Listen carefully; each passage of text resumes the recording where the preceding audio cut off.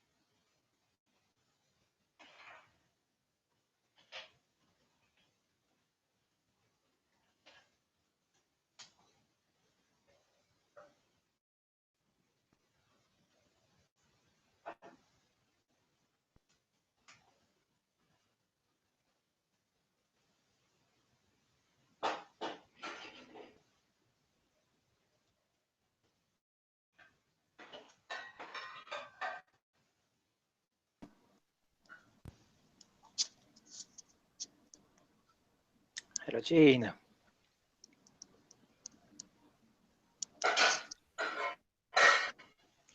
Where can Can see you you, see me? Jean? You can't see me? I can see hear you. What? Working good. Give me a second. I'm with Claire on in parallel. She says she can't get Google Hangout. I don't know why.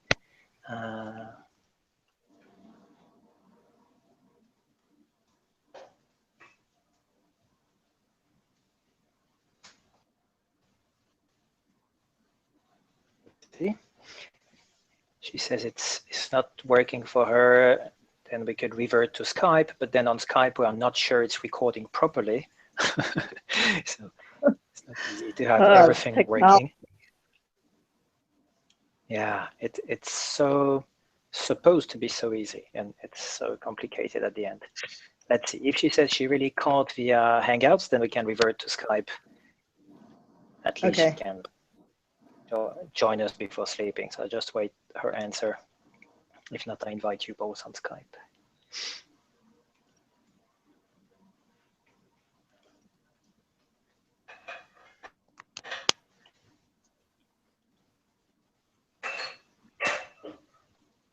You have a much better voice at least now. It's nice. What? You have a much better voice now. Now you can. Oh, what a relief! The other day it was like I don't know, trying to talk and the words just don't come out. You were frustrated, of course. Totally, totally frustrating.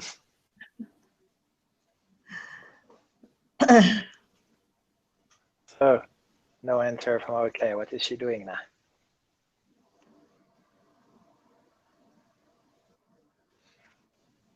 You can see me, right? In addition to hearing? Yeah. Oh, good. That works really good. It's even a good quality with the phone.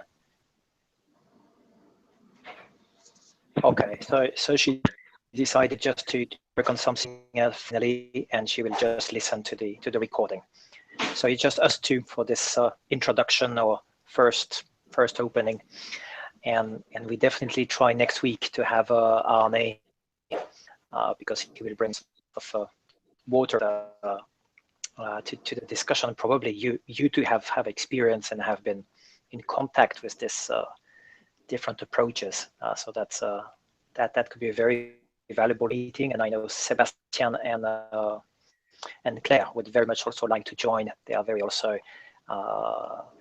curious and with desire to see what's going on in this field. So it really raises a lot of attention, a lot of passion, and I'm very happy about it because that's such a crucial topic. That it's fantastic to have it nailed down so early and having right expertise. So that's cool. Well done. Yes, I was really interested to see Arn, what he put up there about sociocracy, because I think it's, that it's within the same ballpark, discussion. So I think it's great that we're having this discussion, is wonderful. Yeah. And yeah, and I think it will allow us, we're a small team now, but I think once we get this together, whatever we decide, that it will allow us to bring other people in easier, Absolutely. Yeah. Yeah. Yeah, it's really fundamental. At that stage, it may look like even maybe a bit overkilling and not so required for 4, 5, 6 people working together. But we clearly are in a dynamic of growth and of collaboration. That's a very key stone that we need to nail down very, very properly for the growth of the community. And then, of course, when we go live and have hundreds and thousands of people who, one way or another, participate, give an input, get somehow involved, that's very fundamental. So I'm very glad that we talk about it so early. As I said, I would have postponed this discussion for much later, when a community or when we would go live. And I think that's much too late. It's very good we start with a very small community, growing gently as the really contributors. And so we can pilot, we can try, we can validate, we have time to really put a model in place and run it. Yes, exactly. And I think how we interact with each other is our model that we bring to the world too, that we can't just Exactly. be saying to other people, we're going to change the world. Yeah. And meanwhile, we're fighting with each other and yelling and screaming, like, not that we would, not that, but you know what I'm saying is, but that's exactly the point that you brought to me, is that the community of tomorrow, when we are live with the platform, is already similar to the community of today, which is this small group of passionate people trying to build a platform. There is no difference. It's we have different involvement, we are smaller, there's of contact, but in terms of team and working together and taking decisions and collaborating, it's the same problematic. So that was really an eye-opening for me, saying, that's true, we need exactly the same discussion and putting things properly right from the beginning. Yeah. So the one thing that I wanted to do before we, it seemed that also that we're starting almost to get into nitty-gritty details about these different processes, and I wanted to get discussion started on the overall, what is in a very general way, what's the point of these, whether it's sociocracy or and just to be clear, Laloux, this is not his process per se. It's not something that he developed. He did research on companies that were using a little different type of management organization. And through his research, he found a lot of companies that have been using some different styles of management, and some of them for many years, which he was very surprised at, but he found. And some of them are very large companies, 1,000 people or more. And so it's not just, small companies, it's not just, within the last 2 years or something. So there's a track record. What he did, though, was he took research from many different companies, and some of these companies didn't even know that that each other existed. They had sort of developed this kind of on their own. And so he said, well, if companies want to do this, we need to synthesize the information and put it together in some way that it would support or facilitate new companies actually being able to do this, so that we can see what the problems are, so we can see how you would start something like this, so we can see there's a couple of companies that started and then stopped doing it. Why did that happen? All that kind of thing, so that it could become a wider scale. So that was his thing. Was it an academic research, or was it more business oriented, or where from which background he was no, going with it? Yeah, I don't think it was academic research. I believe that he was a business consultant, perhaps. I'm not sure 100% of his background, but I think that was his background, and that he had worked in businesses. And however, he found that, I think he learned perhaps about one or two that were doing this, and then he wanted to find out if there were others. And so then, to his surprise, he found out that there were many others, and that many of them, like I said, didn't even know each other. So then that's why he tried to put it together in his book. And then the point of the wiki that I was working on was to take the book and put it into a form that would be more accessible to companies wanting to do this, to be like a resource for people, so that you wouldn't have to read the whole book to be able to, utilize the information.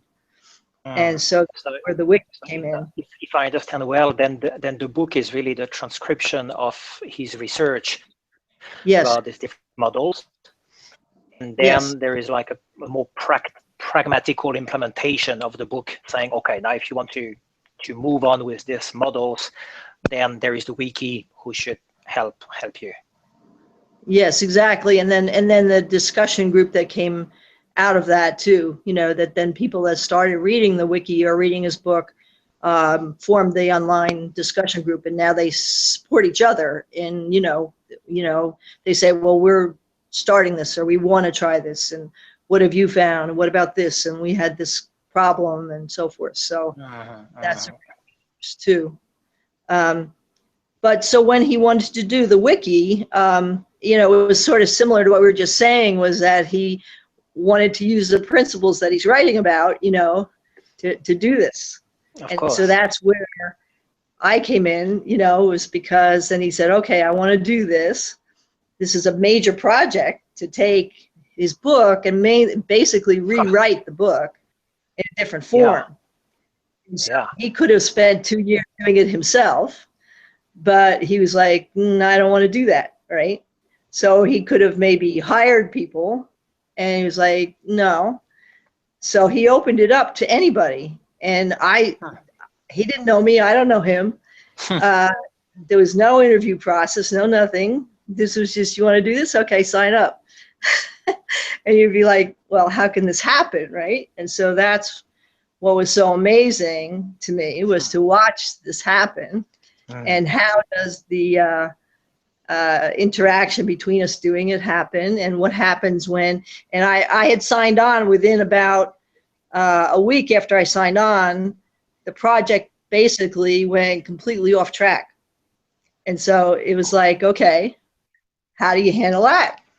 So watching him handle that was like amazing. And so I can describe that. So it's not just, theory in a book and, wow, this is nice, but, in the real world, how do you really handle it, So I think this is really tremendous. Like it's very rare to have such an experience. I mean, I'm not aware. I've been in collaboration systems for a very long time, my whole career, but I'm not aware of people who have been designing collaboration processes, mechanism, and governance, and all this. Reading book is one thing, and looking at sociocracy is one thing, for example. But then having a training like Arne got around sociocracy and knowing someone that he valued around this, or you having this direct experience, that's really a treasure. It's very different. We have both models and the real experience. It's really invaluable. And so we changed the world the same way. You just signed up like this, and there was no interview. I know. It's like, how could that happen, right? And how could we had 40 to 50 writers, and all of us signed on same way, and another 40, 50 editors, same thing. Wow.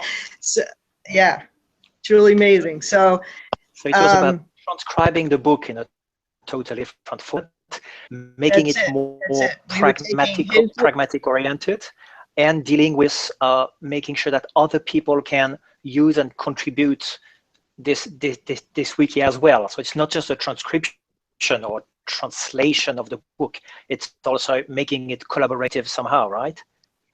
Yes, yes, we Uh, collaborated with each other, and it wasn't just about, you might think, well, we take one chapter of the book and put it into one topic of the wiki. Well, no. Um, every topic pretty much had there was no chapter that directly related to the topic. The topics were spread throughout the book. So as a writer, I had to read the entire book and synthesize little pieces from here and there and wherever. So it was a big job. It wasn't an easy job. Definitely. So it's a rethinking with Yes. another angle, and really redoing everything. It has nothing to do with a translation, or it's No. much more complicated. Instead of a linear story, you just take different angles, and I see it's very huge. And the great value is that then you know the book inside out. You had to really get the bits and pieces and how they can be articulated differently for the wiki. So you know the model and Yeah, exactly. So I thought maybe I would describe for you first, like I can't speak directly for sociocracy, but my intuition and the little bit of experience I have with it, I don't think it's that different. But I can't really speak for that. But what I want to do is maybe just give an overview of what this is about, which I think, you probably know, but I just wanted to start there so that we don't get so stuck in, this is the exact process, because then things look I'm very different. happy to start like You know what I mean? this. I think it's not about the details at all at that stage. It's about getting an understanding of why we need something and what is this something. And first at the very high level, and that the team can understand this dynamic, why there is a whole project going on around this. And then we'll have some people, and then we can look at different models, and they can also share more about sociocracy, I think. Then we can look which models or mix of models invent our model. But I think you're very right. Exactly. Let's start with the basics. What are we talking about really? Exactly. Yeah, because the details, I mean, we may come up with something completely different from either what sociocracy or Laloux. I think the goal is, to understand what the purpose is, and then from there we can see what's right for us, as a group. Totally. So one way that I thought of explaining it, and again, I'm not speaking for sociocracy, so I'm just speaking from, my experience with Frederic Laloux. I appreciate from the very beginning, from the first time I met you, the way that you visually understand things or visually express things. That's been a real inspiration to me, and I love it. And some people are more visual and some people less. But you express things so well with pictures, and so I love the logo, and I want to see if I understand the logo, and then I want to relate that to this other, because I think it's related. That's my point. So, because I want to start this from a very high place. What are we really doing here? So that's your logo, really excellent. I think we start from the dot, and then from the logo, and then everything connects to that somehow. And just in parentheses, I'm very happy about your feedback about the graphical language, and that's my way. It's very structured around geometry on one side, and patterns and fractal approach even, but also very creative paintings and stuff. And I just bought a big iPad Pro now to have this big screen to really draw and paint directly digitally, so I don't need to make photos and to redo stuff and endlessly. So that's really my language. And I think even for people who are not so visual, I think it still awakens both sides of the brain, and then there is like a better experience of what we try to convey even if they're more auditive, it's already both sides. Oh yeah, that's clearer and it's more engaging. So we'll do a lot of sketching. We have a whole set of scenario, video, very graphic, and the language will really stay around because that's what I like, and I think it makes sense for what we try to do. So I'm very happy about the feedback and that you like the logo, that it resonates with you. That's very important to me as well. Yes, and I see what you did, and I see the vision visually. I wanted to get a chance to discuss it with you because it really spoke to me.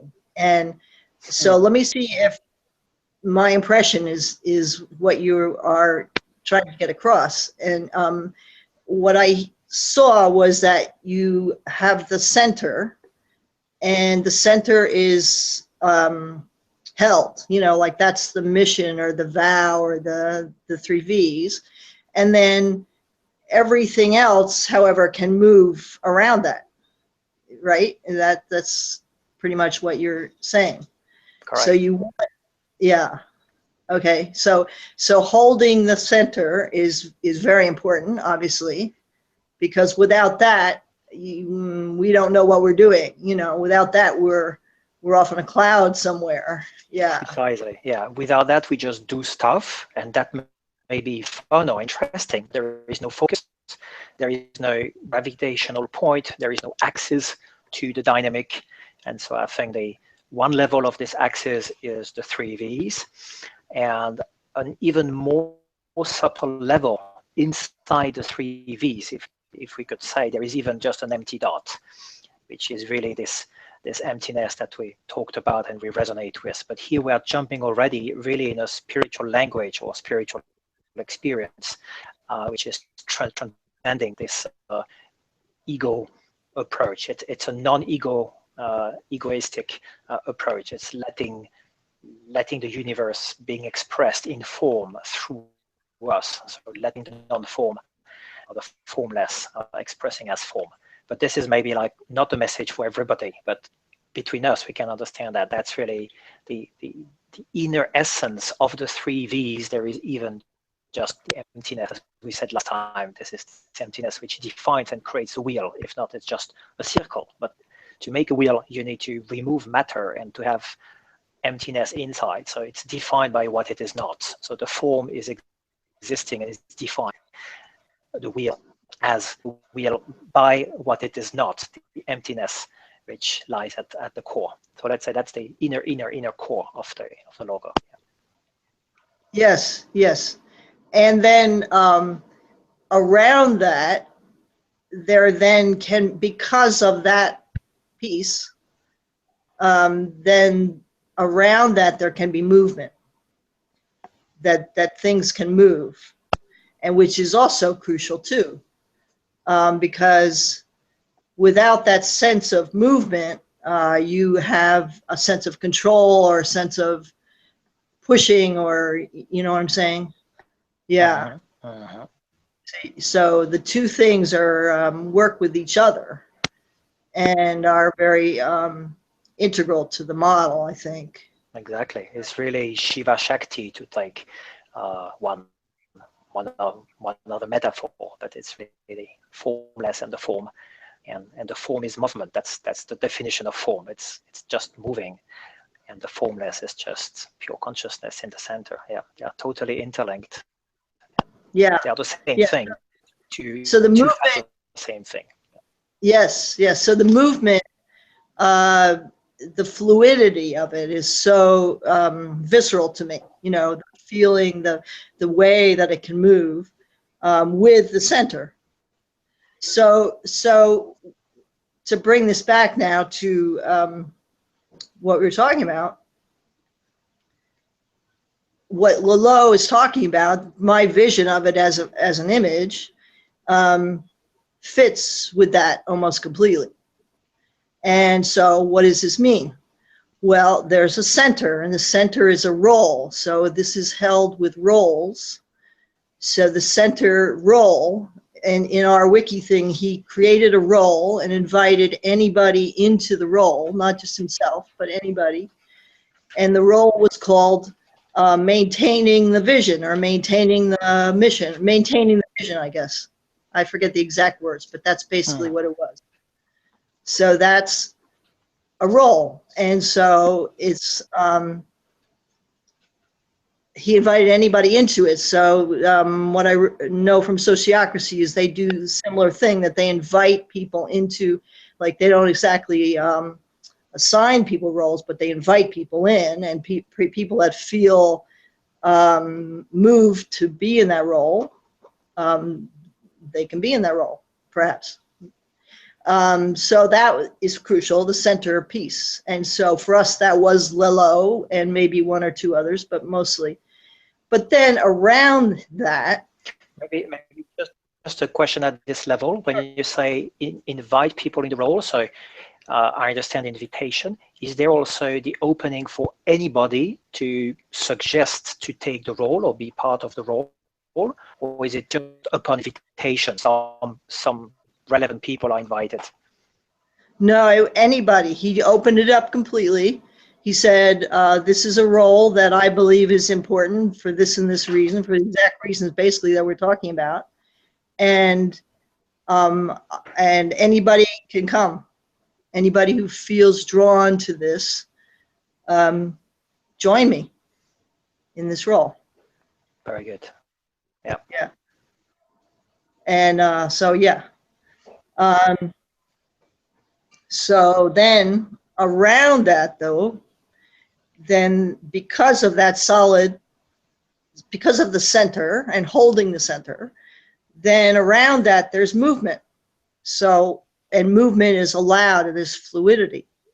So what does that mean? Well, in our case, and in many cases, we had teams, and within the team, we self-chose the role. So again, nobody was appointing us to a role, but we self-chose it. And leadership, there was no manager of a team assigned. The leadership arose, and that doesn't mean that there's not leadership. It just means that it's not assigned.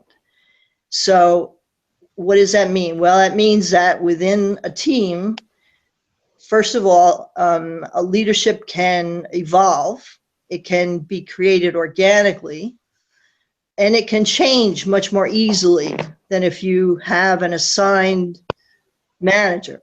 Because if you have an assigned manager, then that person, maybe is really good on one facet of what that team is doing, but might not be so good on a different facet. So when the leadership can change, then you see that the person who's good on the first piece of it just naturally takes leadership. But he's not, attached to that role. He's in that role because he's got expertise, or she has expertise, has knowledge, has ability, has willingness. And then when it shifts and the team is now doing something a little different, the leadership is just organically going to change. So that's the movement that can happen around the center. And this leadership fluid role that I understood really well is self-assigned by the participant in the team. We say, okay, Gene, I think for the first phase, that's very natural. You lead, and then we'll see, and this may change. So it's really the team deciding in an organic manner to be fluid and to reassign the coordination or leadership role. Huh? Yes, and in some cases, you need to have a leader definitely identified, but in other cases, it might be a more distributed leadership. Maybe you don't need one person. Maybe it's okay to have a little bit more distributed leadership. So it just depends. That was a little bit the initial model, if we can say so.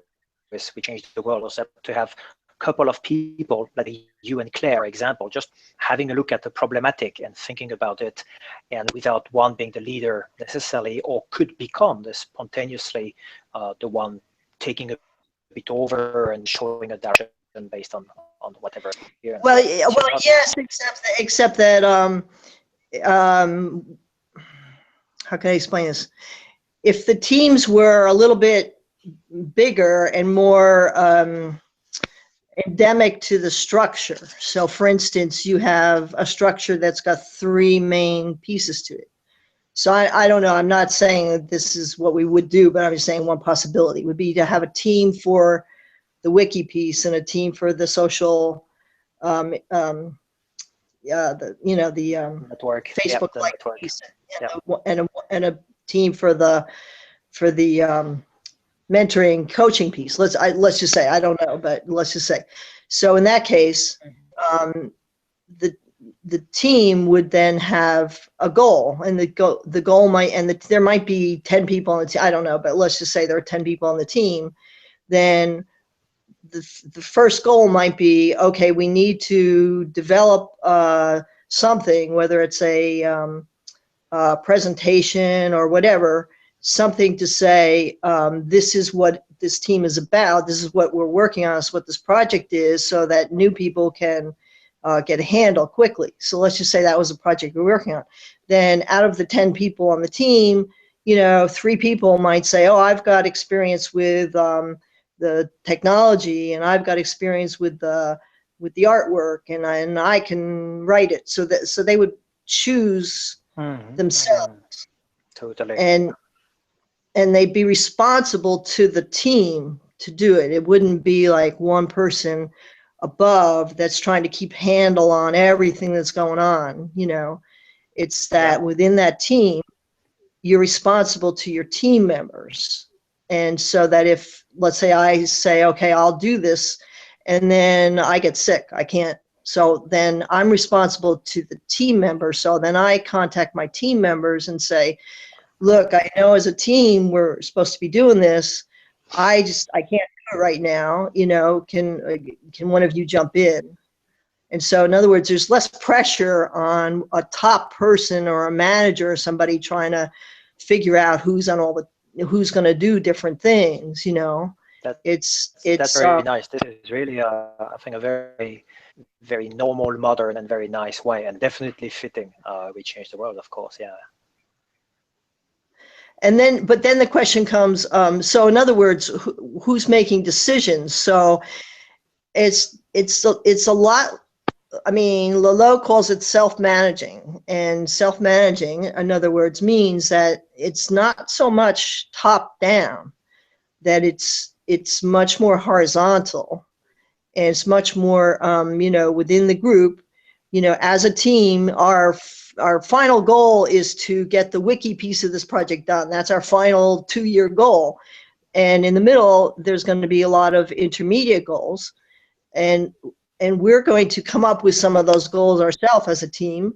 And we're going to come up with it as advice from other teams or whatever. But it's not one top person that's assigning all the projects. And you know what I'm saying? That it's within the group that we are deciding some of the intermediate projects, let's say, Totally. And building upon this and building upon your early feedback about just getting a task assigned to you, etc. In how we started the whole discussion about this some weeks or months ago, I think. I've been thinking a lot about this, and we talked about roles, and so I just started jotting some ideas about a list of roles that I think we need, and the rest of the team will define other roles that we need. And I like very much the approach that we can pick up some roles where we feel affinity with, and where we have the expertise or just some affinity with.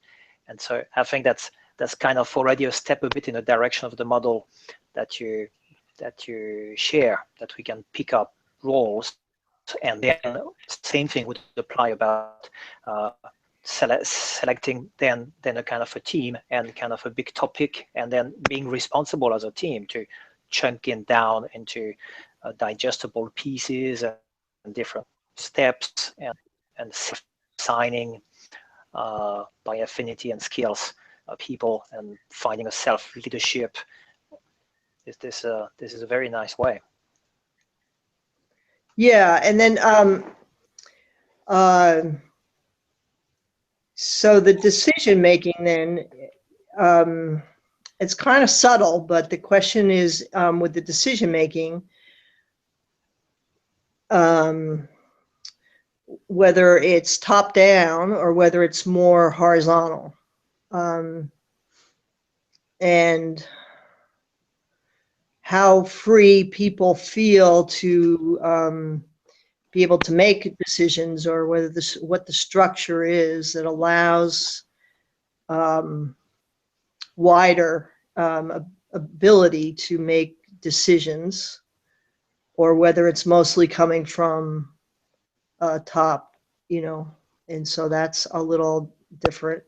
That's but there is no real that's, top, if I understand. There is a center with this maintaining the vision, and then there are like right, circles or teams around. So it's not top down, right, but whether this circle in the middle, which is kind of a steering committee or maintaining the vision, but probably also maintaining then the direction of this vision, then somehow they would have to. Not necessarily. Okay. That's the point. Is that it's not necessarily the center team that's saying signing things to the different teams. Not necessarily. Like it's the teams themselves. No. This I think it's even, that would be the opposite of what you said. No. What I meant is just about the somehow. If there is a direction which is set and everybody agreed upon, that there must be some decision and validation points that what is realized by the different teams is fitting this direction that we try to create all together. So there's validation points, and that's maybe a very wonderful contribution what you wrote and this technical piece, whatever. But it's not really aligned with the direction we go toward, all blue, pink in Russian language, and that's really not what we need. So you have been autonomously creating a pink, blue Russian stuff, but we wanted a red and yellow in English. So then there's a decision saying it's really nice as a team, or good, it's fantastic, but nobody understands what you created. Was not the point. Right, exactly. So let me give you an exact example of that, because that's exactly what happened in our wiki, was that a significant number of the, can you still see me? Yep. Yeah. Okay. Yep. A significant number of the people in something like the first week got off track and decided they wanted to do something that Laloux didn't want, and that was not the goal or the mission. And he started, his mission was, I have this book. I want you to take my book and take the content from this book and put that in a different form. And later, it's a wiki. So yes, we will open it up to other people and other views, but he wanted to have a very solid foundation coming from his research. Right. And that was very clear. That's what we signed on to. That's what we were to do. Well, all these people signed on, and you're talking 50 to 100 people here. And very quickly, people got really excited about the topics that they were assigned to. And they said, well, I have tons of experience about XYZ. I'm going to write all about my experience. Wow, isn't this great? And Laloux is standing there going, oh my God, this isn't what I wanted. And it was a significant number of people. It was not just one person here. So it was like the whole project is just moving in the wrong direction here, right? So the question is, what is he going to do, right? So they were a bit like one step ahead, isn't it? They were like, instead of translating the book or reconfiguring the book into a wiki, they were already trying to contribute to a wiki, saying this is all great, but I have my contribution to bring, which is also valuable. But that was like a totally different stage potentially of the project, not exactly the goal of this. Yeah, okay. Exactly. And it's very similar switching, I have exactly the same feeling, is that I have a vision of something. I have the book, and I want this book to be appearing somehow. And I have Yes. lots of ideas about how. It's even quite defined for me. Yes. And I can be flexible about, but it's not about creating something else for the moment. This, when it's created, when we have the wiki, your first phase, book the wiki, then we open it up, and then it can transform and get adapted. But Yes. I would like first to have this transcribed, or it could be slightly adapted, but not reinvented. No rewriting the idea, not changing everything and the logos and stuff. That's not really the point at the moment. Yeah. Right. So I'm very much in the same situation, and I have the same fear or the same concern, let's say, that someone takes a tangent. I say, this is great, I want to change the world my way, and I could do blinking flash animations. I say, why? We don't want to do blinking flash animation now. What we want is to explain the book. People have still not seen the book, so let's show it and have ideas. Exactly. So you see the problem, you feel the problem, and it was a big problem, And so Definitely. it was fascinating to watch how he dealt with this, because, the typical way to deal with it would be to say, this is my project. I designed this. You signed on to it. This is what you signed on for. If you don't want to do that, then why don't you leave, or try to say that in a nice way, or try to figure out who's the, main people who are kind of spearheading this desire to do this, and maybe pull them aside and try to convince them before throwing them out, in all the typical, that's the way you would deal with it, right?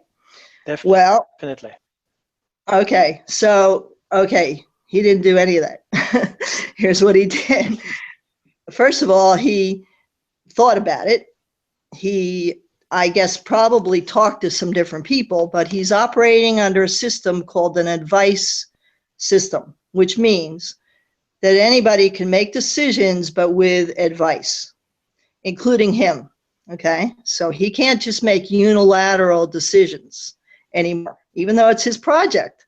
It's like, and this is going to get out of control here. He's not under this process. He's not going to make a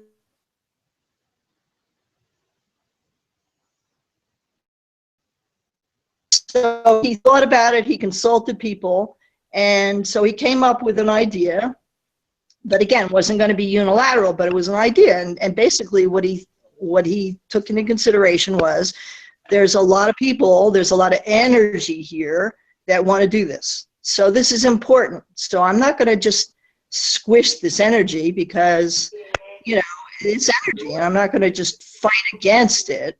But what I want to do is allow that energy to have a voice, but without ruining my vision. And so he talked to a lot of people. He came up with an idea. The idea was, well, we'll do the wiki over here, have another section over here where you can write whatever you want. That's X, but it'll be in a section over here. And then later we'll make a decision, and then we'll come up with a way to make decisions about what from over here actually goes in the wiki. And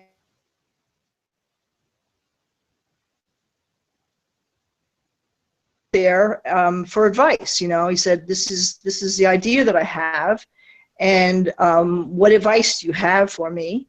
And so then people, gave their input and gave their advice. But the decision-making power, anybody can make a decision as long as they ask for advice. So decision-making power stayed with him. And so he made the decision after asking advice of the whole team. And he said, basically, with some changes that people suggested, but basically this is what we're going to do. And everybody was happy with it, and the entire thing ended in one day. And it was wonderful, because there was no people ganging up, and I'm on this team and you're on that team, and I'm against this and you're against that, and I can't stand you, and all that was just none of it, because he listened, took into consideration, there's a lot of energy. How can we do this in a way that would, meet my needs, but at the same time, you know, not disrupt what we're doing. So, so that was one example, and it was just really beautiful to watch because I was expecting him to come in with a heavy hand and, like, you know, and he maintained that center, but he maintained it in a very beautiful, beautiful way. And then a second example, yeah. And then a second example was later when people didn't follow through. You know, we had 50 writers, and we had a deadline. And he kept reminding us, you know, we don't have a manager. He's not our manager, so he's not standing there looking over our shoulders every second. We are responsible to our team. And so he reminded us that if we weren't going to follow through, that we needed to talk to our team, and we were responsible to our team, and we were responsible to follow through on what we had agreed to. Which was great and nice and whatever. And the deadline came, and there were some that had not followed through at all. And so, no. I was like, oh, like, now do I get back into my manager role? And now do I say this non-managing, this you know, self-managing thing doesn't work, and this is a waste, and I got to be a manager here. I need more control, you know. Well, he didn't do that because, again, if you think of it as a system, if somebody's falling through the cracks, what happened? What happened was the links between the person and the team weren't strong enough, that you needed to strengthen the ties between the person and the team, because that's who you're really responsible to, and that's who should help you and should be aware that you're having problems and that you should be able to find help from. And so he found a way to do that, to strengthen the team. So instead of pushing the deadline off or getting mad or anything else, he again, with advice, but he said, well, let's change the structure here a little bit. So it was about the structure and the roles. And so he said, okay, let's change the structure a little bit. I can see that the structure is a little bit too loose. And so he then made teams where the team was not just responsible for writing or editing, but the team was responsible for finding people to edit and write. And so that's linked maybe to two questions I have at that stage. One, go ahead. You said he came saying we need to change a bit the structure, and I have a question about what does it mean? Is it just reshuffling the roles, or what is really structure? And the second question is, where you are leading at, is what if I need more resources? Typically, you go to your manager and say, we need to have a consultant, or we need to have another member in the team, and can I get this? And here they don't go, and they don't go to him for that. So how would you extend the team? Yeah. Well, the team, if the team needed more members, so the team was larger. The team wasn't just people writing a particular topic. Let's say we had a team of writers, so we had maybe 50 people. So if I was having a problem on my topic, then I would need to go to the 50 people and say, I need help, I need support, I'm not sure what to do here, or I need somebody else to take over because I can't do it, or something like that. So I would ask for more support from my team, and again, there might be leadership within the team, but he's not managing it the way a regular manager is. No, he wasn't. So so how do I get more resources from, I mean, then I'm not saying he's not there and you can't ask for advice, or that he's not seeing what's going on. I mean, you can, but it's just that it's the team that's responsible. I'm not sure if I'm explaining that. No. I see very clearly, and there is one point is that the teams are large, so of course you can balance and use 49 other members to help you, and vice versa. So it can be very fluid. But let's say now I'm inventing a scenario. Let's say we have only two groups. It's a fictive projects, and there are some there are two main things to do, and there are lots of people in this group because they all felt affinity and they have skills to go there. So I have 50 people there. On this group, I have only, let's say, 5. It's very limited. And then there are deadlines, which are, I guess, self-assigned by the team, saying being 50 to do all that, we can finish by the end of the year. And this team here would say, well, we need 2 months. And then they would realize that being 5 for 2 months, it's just unrealistic. Now they're approaching the deadline, and that's clear they will never make it. And they work all very hard. The dynamic is at least okay, but they need more people. So how would they behave in this scenario? Would they ask to him, can you provide and rebalance the two teams, or get an announcement that we need more people? Or are we allowed to self-postpone the deadline, that we are not missing it because it was not realistic? I think that anybody, I mean, it's not that he's not involved, but I think anybody could make a decision. Like, I think the team of 5 would get together and say, look, we can't make this deadline. And so they would ask for advice. They might ask for advice from the other team. They might ask for advice from the 50 people, and they say, look, we're 5 and you're 50. And, is there some way that we could, do you have advice for us of what to do? Or is there some way that maybe some of you, we have certain specific thing that we need doing here, and maybe there are some of your people that would be interested in working for us, so that the team of 5 would be proactive in attempting to solve their own problem. Right. Or they might say, I think what we need to do is recruit more people from outside, and we would like to do that, and I have some ideas. And then they would ask advice from everybody who's affected. So they would ask advice from maybe Laloux himself, or other people, and they would say, we've made a decision that we think we would like to recruit some more people from outside for our group. What do you think about that? And then he would say, well, I don't know, I am not so sure that that's such a good thing, and this is my opinion, or this is what I'm thinking. So that would certainly factor in. But the group itself would be the ones that they wouldn't just be going to somebody else and saying, solve the problem. They would be like within themselves saying, well, what's some possible solutions here? What can we do? Very nice. Instead of it all being on somebody else's shoulders, they're responsible for thinking about, well, what's some options here? What can I do? And then asking for what they need.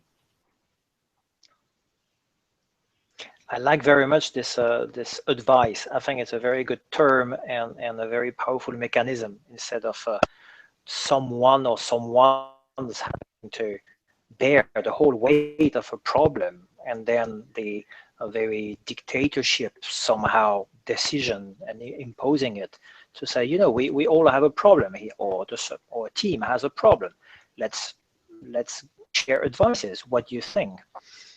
And would the feedback from Laloux in this example, would it be like felt being weighting more than others, or would it be just like one vote, and it's a bit of democracy? We have 10 advices to go left and 2 to go right, so we go against Laloux's feedback.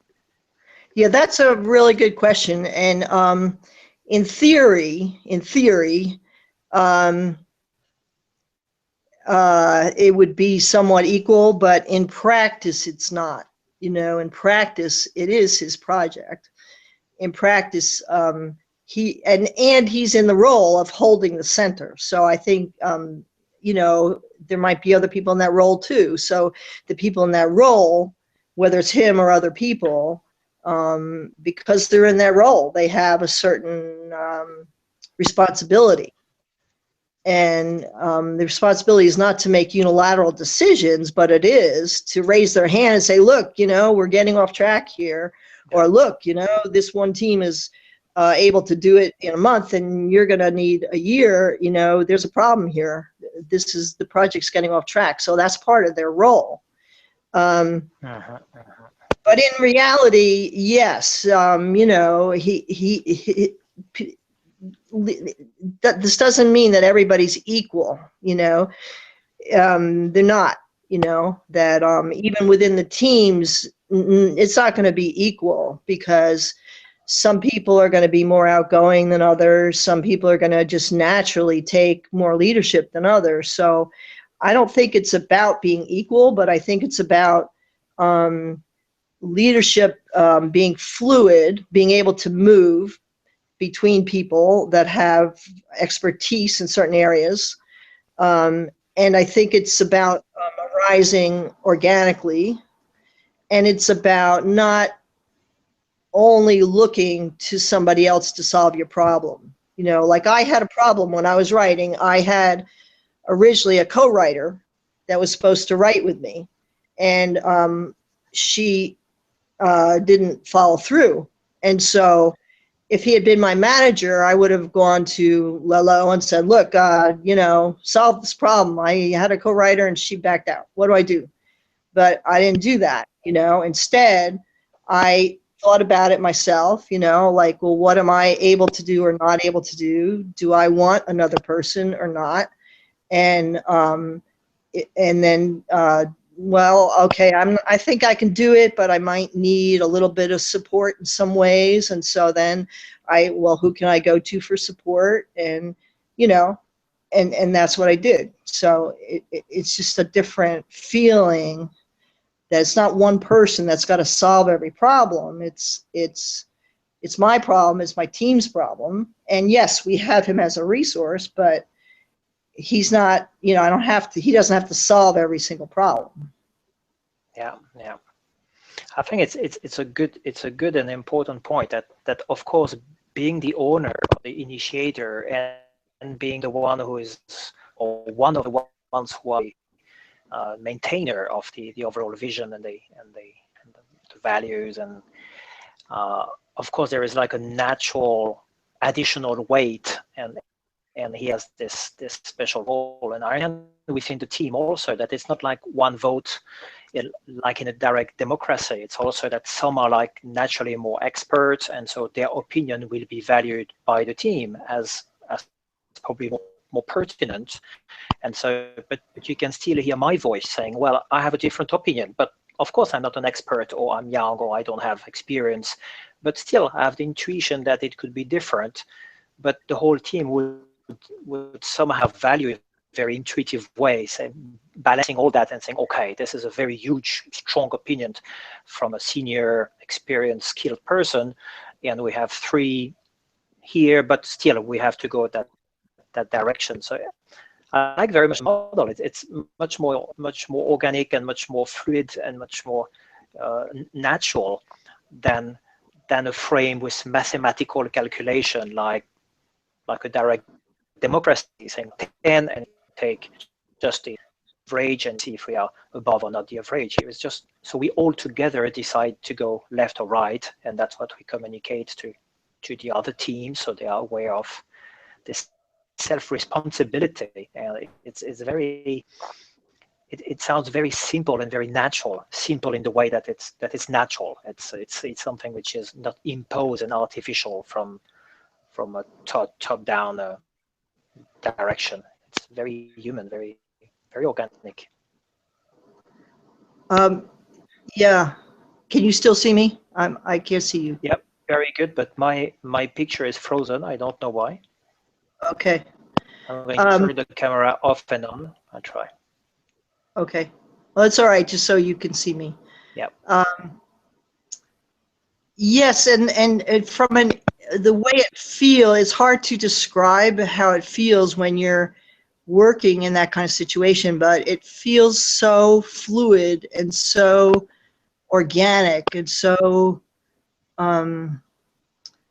so natural that you can flow rather than have control. And it's hard to explain what that means, but I can feel it. It makes a lot of sense.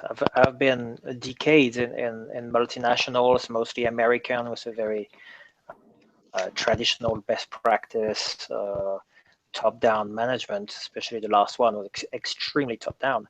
And we had so many restructurations and different models and different ways to take decision, but it stayed a very classical model, even with the tentative to be a bit innovative.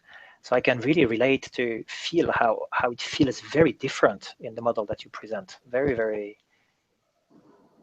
yeah, I can sense it. It's a very different approach.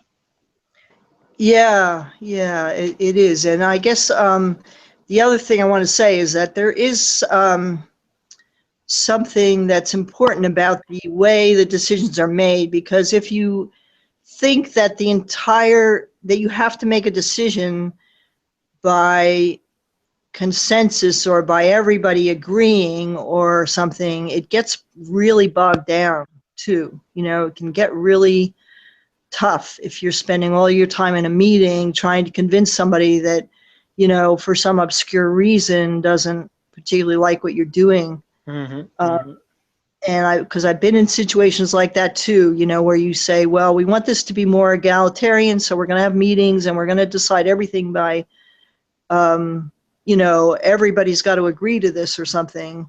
Yeah. That it just, oh man, it's just like that gets really tough, and that people get tired of that very quick. And so yeah. A very subtle difference, but important difference, because you don't have to have everybody agreeing with everything. Basically, the idea is to get advice such that you have enough input that you can make a good decision, meaning that you have enough knowledge and you have heard people's concerns. People have definite concerns. You listen to it and you hear it and you take it in. But you still might make a decision that doesn't fit, that not everybody buys into. Most probably at the end, because it's very rare to have 100% consensus, especially with a team of that size. Yeah. Yeah, and so, like if you think that you're going to have 100 people and you're going to have meetings all day to try to get everybody to buy into everything, it gets a little tough, or even if you it's not realistic. I don't know that much about sociocracy, but if I could see there being some discussion about, well, what is it, who can hold up this decision, and what is a concerted opinion that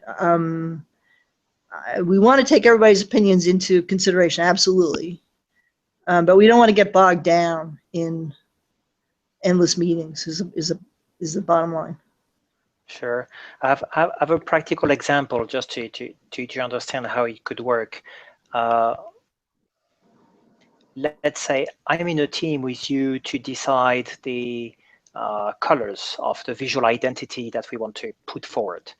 And we are on a team of 10 people, and we have 10 people giving advices with 10 different colors. You would like everything to be pink because that's positive, and I want everything to be blue because that's like the water, the ocean, etc. We all have very good advice, very good reasons that we, as we change the world, should be blue, pink, or yellow, or red. And we have 10 different colors now. And then who is going to take a decision? Or maybe we have only 5 different colors. There are some consensus, but not really that it's obvious we are 9 voting for blue and only 1 voting for pink. How to cut and to say, okay, let's go for blue. We are only 2 for blue, but that's really better than all the others. Right. So you're saying, how would a decision like that be made? That's what you're saying?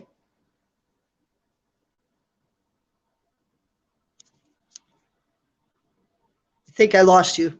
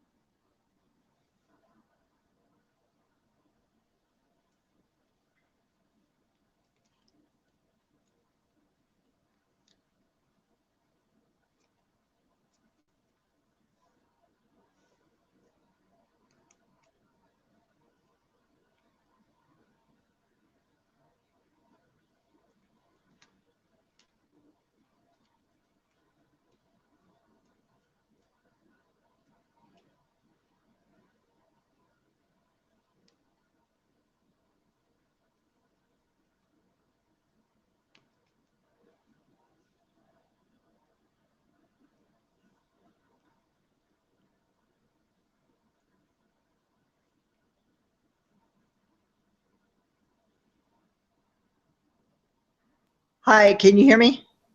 Yeah, now it's back again. I had a very strange message from Google saying this is stopped because of authentication issue.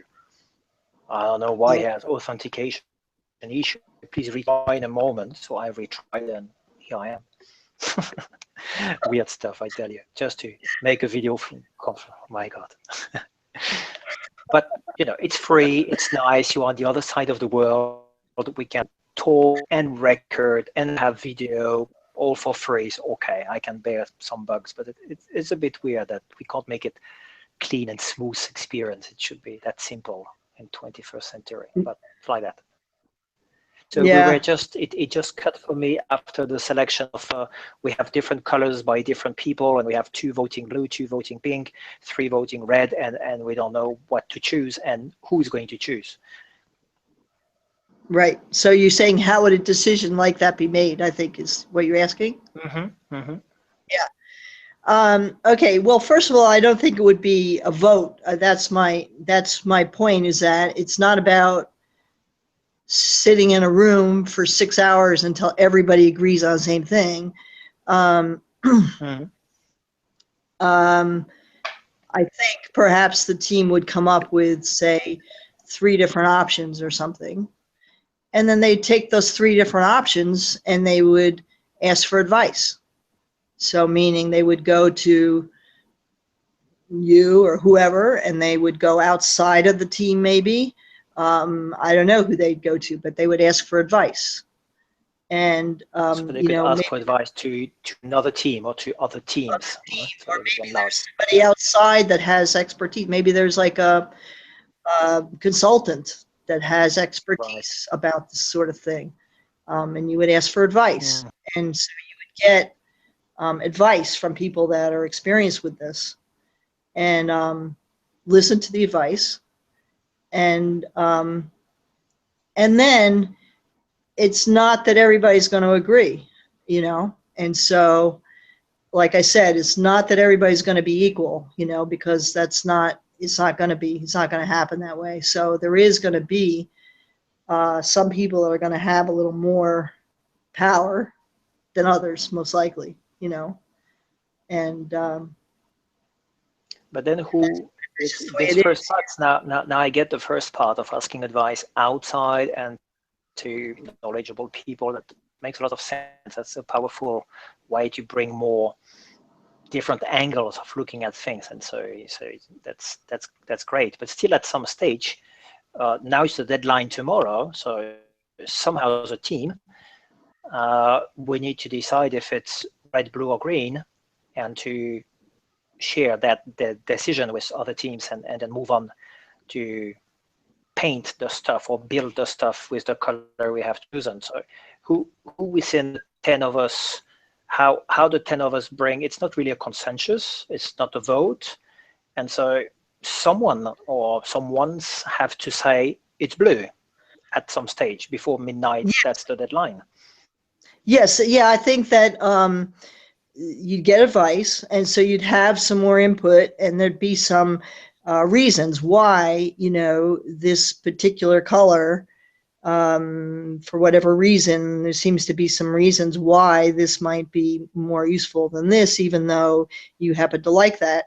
But then when it comes down to the bottom line, some people are going to feel very strongly, and some people will like something else. But the question is then, perhaps how strongly do you feel about it? Are you going to leave the project? There might be different levels of feeling about it. If we choose blue and your choice is orange, are you going to leave the project because you feel that strongly about it? Or is this a preference of yours, and so that it that you could live with blue? So that would be one thing. And another thing would be, like I said, it's not that everybody's equal. So, I mean, yes, you're the head of this project, you started this project, your opinion is gonna hold weight. Absolutely. Or other people that, that it's just naturally there's going to be people that are the natural leaders or the natural, and their opinions it's are true going that and you probably have this leaders within the team saying, you know what, this expert advice was, I think, really good. He might, we should go more for that kind of color. It's fashion, more fresh, whatever reason. And then he's more voicing, putting more energy in it because it really matters to him. And some others with lower preferences, as you said, was just pink, but it's not that important. Then they would not react so much or put more energy to like counter argue and bring more advice and more points. It was well, whatever, it's fine also in blue, that's true. And then or maybe they say just nothing, and so spontaneously they're like more going towards the blue, and then someone has to validate that's a decision. Or someone's how is Hook done saying that now it's midnight, we decided that's going to be blue or whatever. How do they decide that? You see? Yeah, at one point someone has to click on a button or inform others saying it's blue, and maybe still have some others who strongly disagree and say, well, I'm really not feeling good, pink is so much more friendly and whatever. So it's a bit like the ones with the bigger voice, the ones as subgroups, or the leaders would push towards and say, so does the whole team now agree, even if it's not your preference, we go with blue? And if nobody answers, or if half of the team says, the way that Laloux describes it is he says that there will normally be a quote unquote decision maker or person or two. And who is the decision maker? Decision maker is the person who the decision most directly affects, or the person who brought this up. Now in colors, that would be everybody, so that's not so clear, but there might be other things where, a particular person said, I think we need to buy a particular piece of software or something, let's say. And so the person who brought it up is the decision maker, and they go around and ask advice, but then at the end, they make the decision, even if somebody else doesn't like it. Right. So there normally would be one or two people that would kind of be the identified decision makers, and these are the ones that they're going to take everything and hear everybody and whatever, but at the end, they're going to make this decision. Very and good. So that's that makes sense. Now I get it. Yeah, we really need such a role.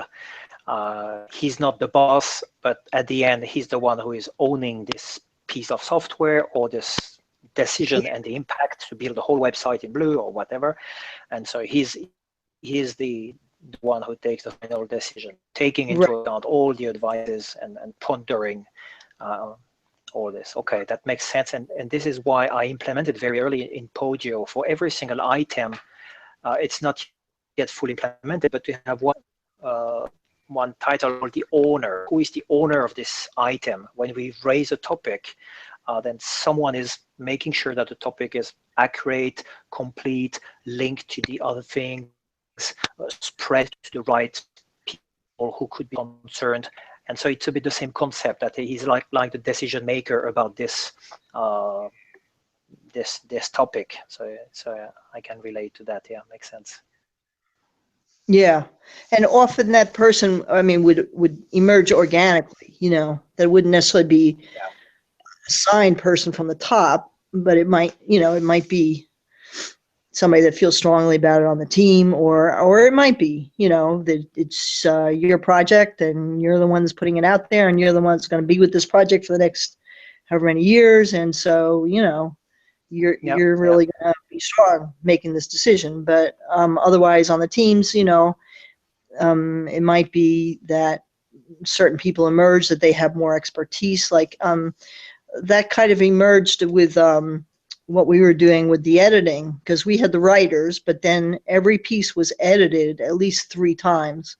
And so there was some questions, about certain specific things, and who makes these decisions, or how do we do this? And the leadership emerged pretty much organically, that it just sort of came out that certain people had a lot of expertise about something, and and they would listen to other people, but they would, That makes sense. so it wasn't, so in other words, to if he had come in and assigned, you're the head editor, that wouldn't have worked so well, because what if, I don't know, for whatever reason, that didn't work, it needed to be fluid a little bit, it needed to be able to be based on expertise and not just somebody being assigned also. Like very much this self-assignment within the team, and the fluidity that it can even change at any point of time. It's not like you are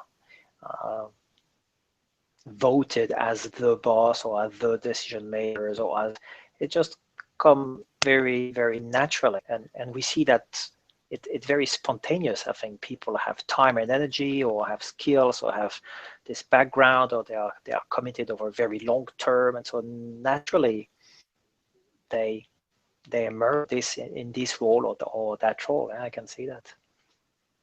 Yeah. And so so there's one other thing, and that is you've thought of this entire project as being like a hub that in the world at large, if I'm trying to find particular kinds of resources about changing the world, it's kind of tough because it's splintered. And so that's a project as a whole. And so I think within the project, that also is something that I'm seeing, that like if there are teams that there wouldn't be 50 teams, that there would be 3 teams or 4 teams or 5, but that each team would be like a hub, that I could find in one place everything that team is doing, even if I'm not on the team, that I could go to one place and see, and maybe not everything would be there, but there might be links to what they're doing, or there might be discussions, and they put a link and say, well, we have a discussion over there, but that I would be able to go and see what's happening in a easy way. I think that kind of communication was another piece that was very important, that even if a person wasn't a writer, they could still see what we were doing, and we weren't communicating in 50 different places. We had basically one place that most everything was happening. And then because right now it's a little splintered, it's a little hard for me to keep track, or even to know what's going on, because there's a discussion here and there's comments over there and there's something else here. And so that was another important piece of it, is if you're going to have more distributed responsibilities, there needs to be a way that people know what's totally agree. And this is because we're in the building phase, or close to the finishing of the building phase of this collaboration Podio platform. Two key elements are totally missing now. One is the key projects, and then the self-assigned team to take care of this or that project, or this component of a project called deliverable now. And the other piece which is missing are the different roles, which roles we are willing, desiring, and able to play, and with how much energy and time we can contribute in this role. And that's in design right now. Well, we are working very hard to suggest an approach to build, to decompose, to split the overall project into manageable phases and chunks. And by I hope by today, normally, yeah, by today we'll be finished with a complete roadmap. You have seen the roadmap with phase 1, 2, 3, which is chunking some work really mostly on the back end and the team. Now I have phase 4, 5, 6, and the beginning of 7 to offer as a structure, as a way to structure our way forward.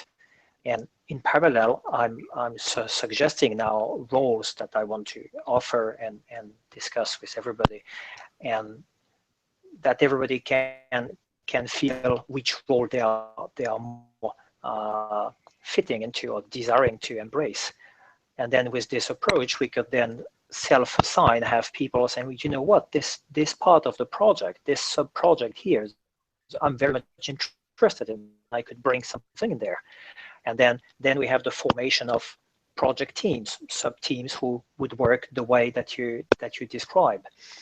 And then within Podio, having the structure of these are the people in this project, and all the discussions around this, all the progress reports, or all the additional link element like a document, presentation, or anything around that project is centralized and accessible all in one place to the team, but also to the other teams who may peek in and have interest in knowing how it's going on. So clearly the reporting, in the sense of not the hierarchical reporting, but the sharing what we do and what's happening within our subgroups focus on a certain project, I really agree. It's fundamental. And for this, we need to create these groups. And for this, we need to know the type of projects, what are they going to do, and we need to have the different roles where people can say, I'm participating to this, but I'm not a graphic designer. That cannot be my role. My role is more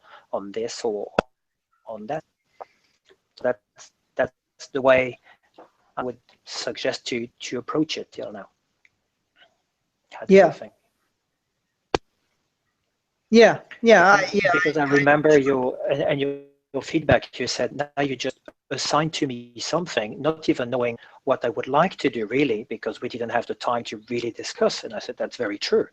It was only because people, and I thought you also, wanted to start doing something that it was like jumping ahead, not clarifying the role we need, who want to take which roles, and multiple people have maybe the same role, and then what is to be done, and then we agree and understand and agree the way to do things in different phases with different level of granularity.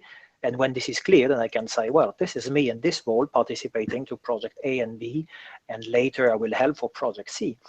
And that's my contribution. So I'm jump in a group to do that. But because this was not in place and still is not clearly defined, but clearly on the way, it's going to be very clearly defined. Then I said, oh, it would be nice if this logo that I pre-designed would get some feedback first, and second would be really polished and done in a very clean way. And so because Melody offered to help with the logo, so she jumped into this role spontaneously, then I said, very good, and let's discuss and let's do this like mini task. But it's prior to have a real plan, and prior to have the real roles, and prior to have the complete listening about who else. Maybe we have a super graphic designer and we don't know, and they would like to. or vice versa. We have a graphic designer, but he doesn't want to do graphic design. That's his job in this. We change the world. He wants to do something totally different, not doing only graphic design, even if he has the skills, but to really listen what people are flourishing and expecting or desiring to do is a key component. But there was really a split between the emergency to have some little things to start without having the whole clarity about everything and everybody and who we are, what we want to do.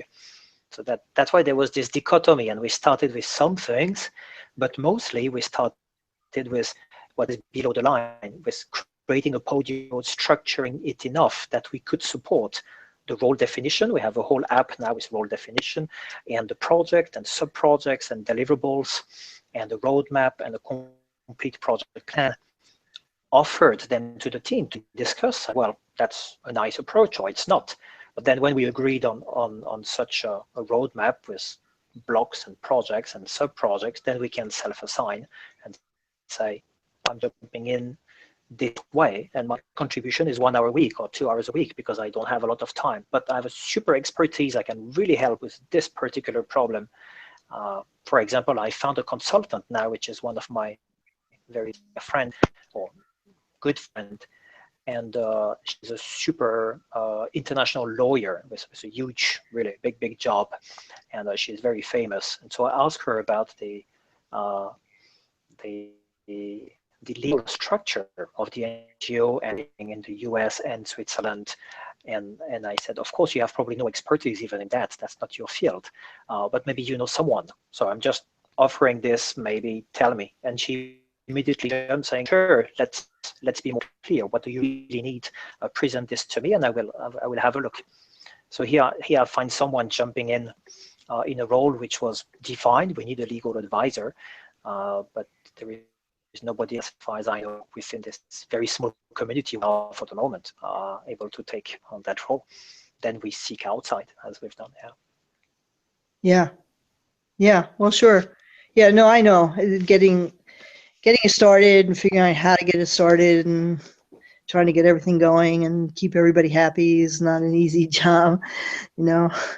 Yeah, I understand. And I came up with different approaches, and you know, my first approach was the selfish, probably, the selfish approach to say I'm going to make it by myself. Very arrogant somehow. Not that I'm an arrogant person, but there was this part of arrogance I can recognize and acknowledge, saying I'm going to make it by myself, and I have so many different skills. I'm not the expert at everything, but I have a broad spectrum. So I thought I'm building everything, and then I refer to the world when it's ready, perfect. And then they will decide if someone wants to take over and making it as a big project. And then I got so much in love with the projects, but that's so nice. And I can express so much of myself in it, from drawing to etc. Everything I can put in. And I'm creating a yoga academy, for example, for a very spiritual yoga, not so much physical, a very spiritual awakening focused yoga called the 7D yoga of 7 dimensions. There is a whole online academy that I'm building. That's another big project I have in parallel. And then realizing that I can transpose the enormous amount of research about how to build an academy online with the right technology, but also the right way to market it, etc. I can transpose all this for We Change the World and reuse all this. So for me, We Change the World is like a convergence point of a lot of research, a lot of experiments, lots of different ventures I've been creating over the years or planning to create, and they all converge. So it became so exciting. And I said, well, I'm not going just to make it and give it to the world. I'm going to make it and go with it, with the world. Then was the second approach, prototyping. I expose what I have, which is very embryonic or very loosely formalized. There is much more, but I can only talk about this, that with poor description and no real support and lack of experience to share it. So it's very, very draft. Then I became humbled, saying, well, even with this draft, people are touched. That's wonderful. So there is really a seed of huge net, and that's not mine. This is just, it came through me like immediately. And secondly, then I can listen and get feedback very early on before having the complete baby perfect. I can listen already. And that's how we started. And that's how it emerged after the ULab as already a prototype with some people, but and no plan to coordinate or be amongst people. And actually till now, I felt that I've been investing and losing in bracket more time trying to deal with the whole community than by just producing the stuff by myself. But of course, that's just during the build phase. Then it's the opposite. Then we'll have lots of realization and flourishing. And so now we are in this phase, which is very strange, because we are putting the organization in place and the processes and the way too. But I've been investing my time with every single person roughly the same way. I've been open to anyone who says, I would like to join. And I say, okay, let's do a Skype. And we take 2 hours Skype and we meet and we realize who we are and talk about the person and about the project and see affinities and fit. And then we embark the person somehow. I have a lot of email exchange and maybe a second Skype. And then maybe they say, I want to know more. So we say, so we open Podio. And then they say, we don't understand Podio. So we train Podio, then we coach you. And the whole energy is done. And after a while, that person may say, and that's the case already, well, that's nice, but I have no time really. I thought about 1 hour a month, and so I don't even learn who you are and what this project is about, because that takes already a couple of hours. So I'm just quitting, and that's very fine. I'm very fine with people coming and quitting, but it takes a hell of a lot of energy just to take people on board, and then they just leave and they brought nothing. That's fine, they didn't bring, but I've lost a lot of energy in the process. Of course, I'm learning every time. We are learning. And then so I decided that we need now to move on, or I decided I would like at least that we move on in a way that by midst of this month, people should be back from holidays and starting again. I understand during the holidays it was really like a bit of blackout, and I got even no news from to my last emails, and I really understand that. But let's say by the 15th, everybody is definitely back, and I want to communicate this roadmap and how I suggest we move forward, and we work hard to get also a complete project plan and present the roles and having some structure and presenting this structure. And the second point I would like is that by the end of the month, we can really filter out the ones who are committing, dedicating skills and energy and a little bit time at least, and what they want to do really, and the ones who are a bit like fading out for whatever reason, lack of affinity or lack of time or whatever, that we can then focus on the ones, because we have very strong people with a huge desire and a great alignment and some good skills and can really leverage. And so we can then move on and move with the project and do what we have and feel that we need to do, and not losing time trying to get 2 or 3 more people here there when we're not ready to really embark them and have the whole dynamic ready. We first need to have this ready before we can expand the team and have more kind of second circle of resources. So that's how I see it, and that's my view. But I'm very open to your own view and the view of the team, of course.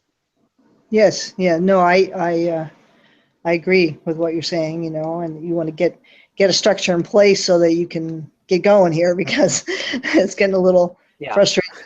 I would think, you're just putting a lot of time in and maybe not too much happening. Yeah, so. if not, we just turn around and around. It's someone else come and we again do a lot of things with them, and then they come and say, well, I can help, and they won't stay, but they don't know what to do, and we have no time to explain because we spend all this time with them instead of focusing on making sure we have an introduction program, we have some basic training where it's needed, we have some basic way to work all together and a way to explain that to newcomers.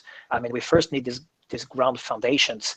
If not, we just lose every time our time re-explaining and coming back to, okay, let me explain to you the logo, I want to move Yeah. on. I'm Yeah. impatient. Not that my body is better. Yeah. Hopefully, once you have a groundwork, then I see Claire's been doing some of that, but I would think that that would be the role of getting new people in would be something that there'd be a group of us that would be working with that.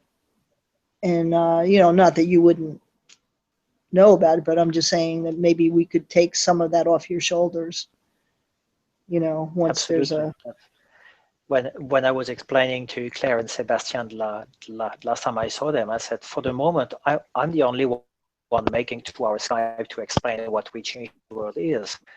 This is not sustainable, and this has no meaning. yeah, It's nice to have a contact with me. I'm very happy to see any newcomer and get a feel. That's the human touch.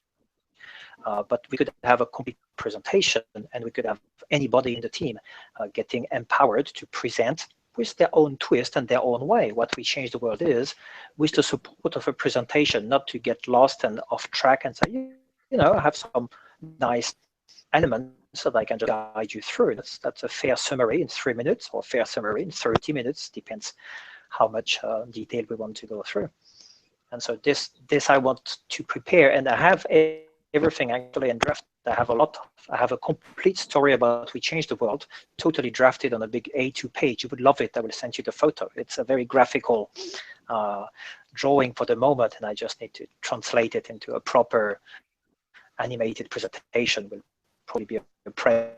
We move through this whole story, explaining what it is, where it comes from, what are the values, what it's turning around, and the key components, the real services that's going to offer, and not just as a vague concept, as a concrete platform. On the platform, we will find this and that and that, and in this place, we can find mentors and coaching and etc. to be showing it.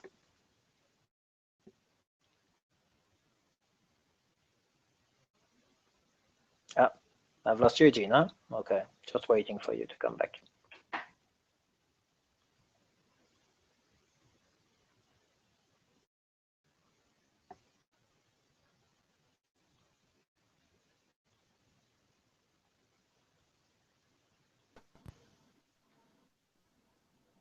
sorry, I don't know what happened.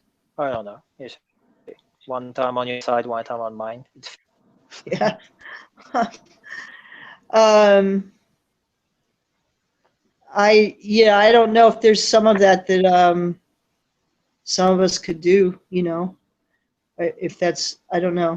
Yeah, I think very soon. The idea is that I still have a bit of material, or I have an enormous amount of material, but I have some key material that no one can translate because it just drafts notes. So I have to have the time to really produce something that can be then reusable, and then I think we can have multiple people also presenting change the world. And that's what was happening with Sebastian, for example. He had during Christmas some journalists. Maybe I told you already that this journalist from Washington, for example. So he was practicing telling the story, what we changed the world is about, and we're very, very convinced and deeply interested, and said they would like to talk about it in media. So that's a bit early to do that. That's clear, but it's a nice opening, and it shows that I'm not the only one able to talk about the project. But of course, Sebastian, we had many sessions since some time, and so he has probably an 85% view of the complete picture I have in my mind, which is quite a lot. And I think the rest of the team have a more limited, because I haven't had the time to properly share all the components. But this is coming. It's definitely coming, and then that takes off my shoulder being the only one having a complete picture. Then everybody can just share it also. Yeah, for sure. Yeah, well, When I see that I as a mean, topic we I talk want to, about, yeah, I mean, I want to do more,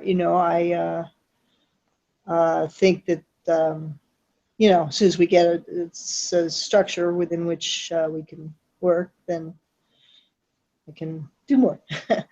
So It's definitely coming really in the next days, this structure. So I'm very happy about it. I think really we will be full speed. For me, we will be full speed as a team. I'm not talking about you. I mean more generally as a team. We'll be full speed as per end of this month. We'll have Sebastian finishing end of this month his exam to be a certified medical doctor. And so that will, of course, release a lot of workload from his shoulders. And then he'll be dedicated 100% of his time to We Change the World. So that's going to be a significant difference in terms of capacity on his side. That's one thing. And the structure will be definitely ready by then. But I think when you talk about these roles and this project, I think we have a huge project, which is to define this decision mechanism processes and how this managerial fluidity, fluid leadership, etc.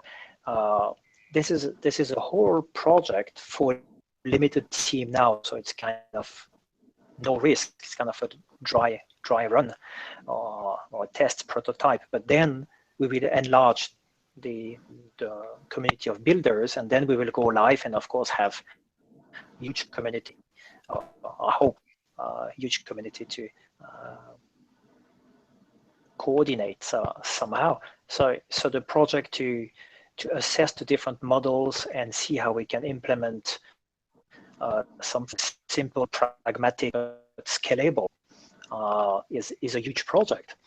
And because you have this expertise and you seem very interested also to share it, then I think it's like a spontaneous jumping into a role and or at least jumping into a project. How to build this for We Change the World as per today. So this is starting for me today. We have this first session next week with an enlarged team, second session, and then I think it's moving on right away. And I give you really a space where all the discussions and the outputs and outcomes and links and documents can be all shared.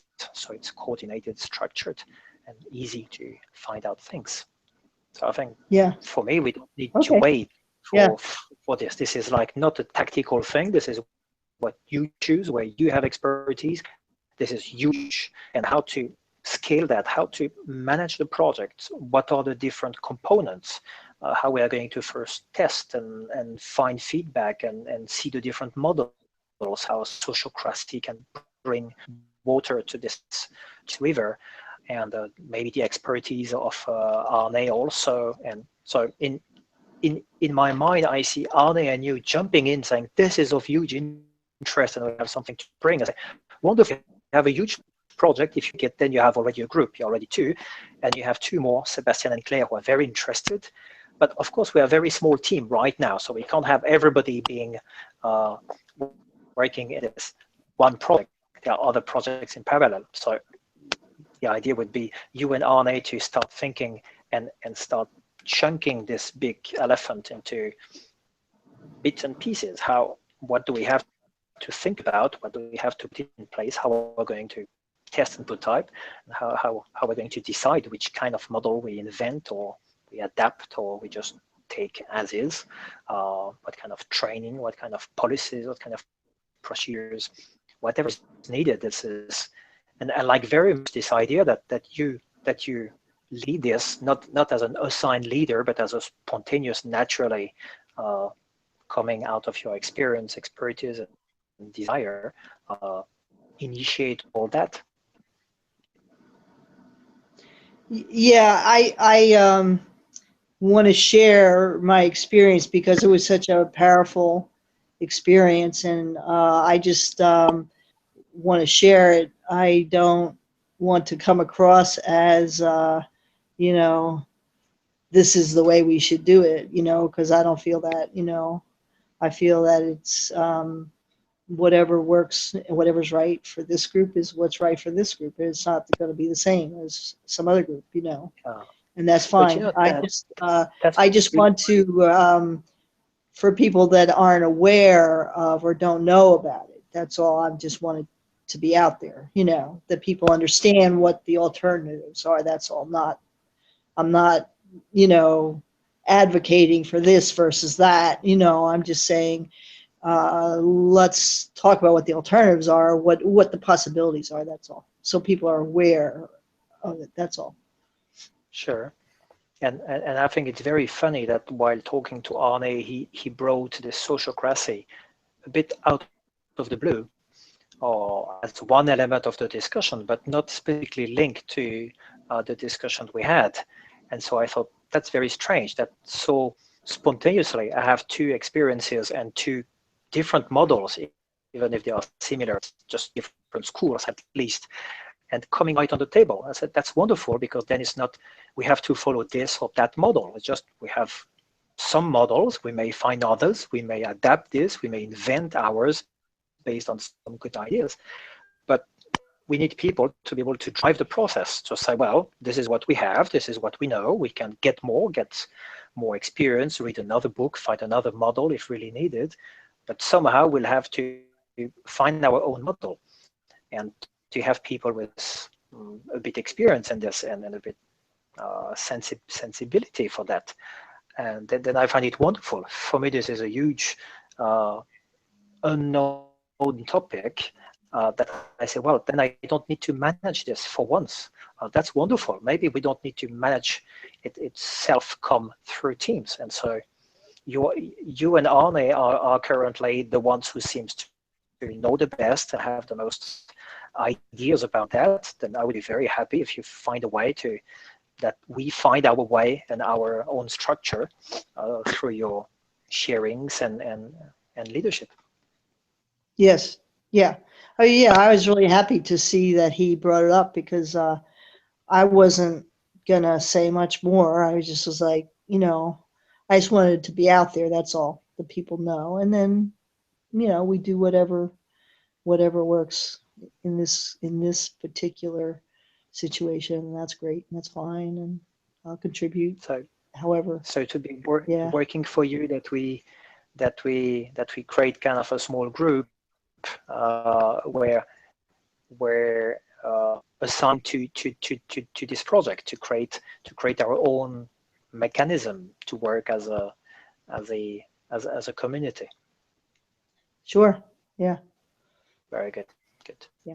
I'm just validating clearly that you don't feel I am dictating and assigning you a task or whatever. It's the opposite, right? Yeah. No. Not now. I just. I understand your intentions, and your intentions are wonderful, and it just was the last time it came across, it wasn't from you, it wasn't so much your intentions at all. I know that it was the way it came across, and so now it's not. It was more a joke. I think we really understood each other. It's two different contexts and two different approaches, and never have been a bossy approach. That was not the idea, but it may came across have come across in a bad way. But now it's clear. I think part of it may have been that I wasn't watching Podio. I didn't know where it was on Podio. I didn't know how, and I think that's part of my frustration is I want to be able to go in there and be able to see in one place or a couple places, and I didn't see it, and so therefore it hit me out of the blue because I didn't see it. I didn't know. That's a question, but an important one that I want to ask you now. How do you feel today about Podio? Did you get some help and coaching and advice from Claire or whomever else, or would it be still valuable as we pre-discussed that we take time? I don't think I just show you the wholeness. Yeah, I don't think I have a problem exactly with it. My problem is that, and maybe I don't fully understand it, but my problem is that it seems to be very splintered. There seem to be discussions, and then we have comments there, and then there's I don't know, the calendar, and then there's a project, and then there's something else, and there's something. It's all so splintered, and so like if I wake up in the morning and I say I want to go onto Podio and find everything that happened yesterday.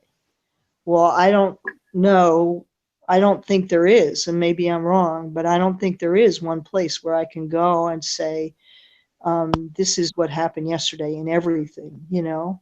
Like I don't So, like, and so, because even so, when I asked so Claire, there is actually Jane, and I understand there are really two levels of Podio. There is a technical level to understand which button to click and where to go. This is not very difficult, and I think you're already quite comfortable if I understand between the yeah, words. Always some tips and tricks, and you can save time. I can also show you some nice stuff on the way. But that's the technical thing. That's not very difficult. I think even with a quick more help, you would totally be on board. Then there is like more the business side. What do I do? Where am I supposed to contribute? Where do I go to put my stuff? And how am I aware of other stuff like what happened yesterday, etc. So more the business process or the business side of it, and the good practices and what to do. And this is something that we invent on the way as well. So it has been slightly evolving. And it's true that there are many different apps, so it may look splitted, but actually everything is very, very interlinked. And I think the way it's split is quite relevant instead of having everything in one pot. So this is probably the place where I could bring you probably the maximum added value. I'm a technical expert on Podio. I spend so many hours to know it inside out, so I can really cover any technical with you with pleasure. But on the business side, we could have even really a discussion saying that's the idea. We work here, and then everything about the project would be here and linked with the files which are there, and that would be the way what you think. And then maybe you can bring also water to the river. I don't know if it's an English expression, but bring inputs and advices. And well, I think it's cumbersome or it's too splitted. What about regrouping this way? And we can reinvent. It's totally flexible. That's the beauty. We just change and adapt anything. But there is a real logic, and there is a business way to use it that I would recommend. And I could definitely go through the whole Podio, both from a technical and from a business standpoint, with the recommendations and best practices with you. We can do that and just share the screen, and I just move around and we discuss, and I explain, and you challenge or ask questions or raise any point. yeah, I think the technical piece of which button to push. I mean, I think I can do that. You know, I don't think that's too big a problem, and I usually can learn things pretty fast. But And there it's is a just, nice training for I'm this not getting design the by Claire. Huh? yeah, I'm not getting the logic of where Yeah, things are. That I'm not getting. So I think this that's and maybe that's a nice presentation that I could record also. Had this in the pipeline really to present the logic, the business logic, what to do and how to work in an effective and an efficient manner with Podio. And we could do this one-to-one. I could show it to you, get all your feedbacks, and based on this, just record something I could share with the rest of the team, making sure everybody gets the best of it. yeah, I mean, I don't want to put another thing on your shoulder. You know, Yeah, but this is important because if I don't do it or if someone doesn't do it, it may be Claire. I may also explain to Claire and she may record it. I will see. But if it's not done, then first of all, you are not comfortable, but all others and the two next others that we embark. Now we have Arne, he's new. We have Dimitri, he's new. And I don't want that they get the same blockage. I want that they use it not only being comfortable, but using it in a way which is very efficient for all of us, that we find their stuff, that they don't send an email to Yannick, but that they put it right in the right place and notify Jean, because Jean should be informed of this. So they have to have the right practices also, or good practices. If not, it's always losing much more time. So to record the video is not very long, very difficult, as long as I'm very focused and I know precisely the key messages that should come through. And so by doing a session, you and I, where we would discuss and go through, then I would notice what are the most important elements to highlight. And so that's that's really a good investment of my time. Okay, if you feel that it's a good investment of your time, okay, I don't want to waste your time, you know. That's kind of you. That's kind of you. But Yeah, I mean, fine. you're doing so much, and I was just like,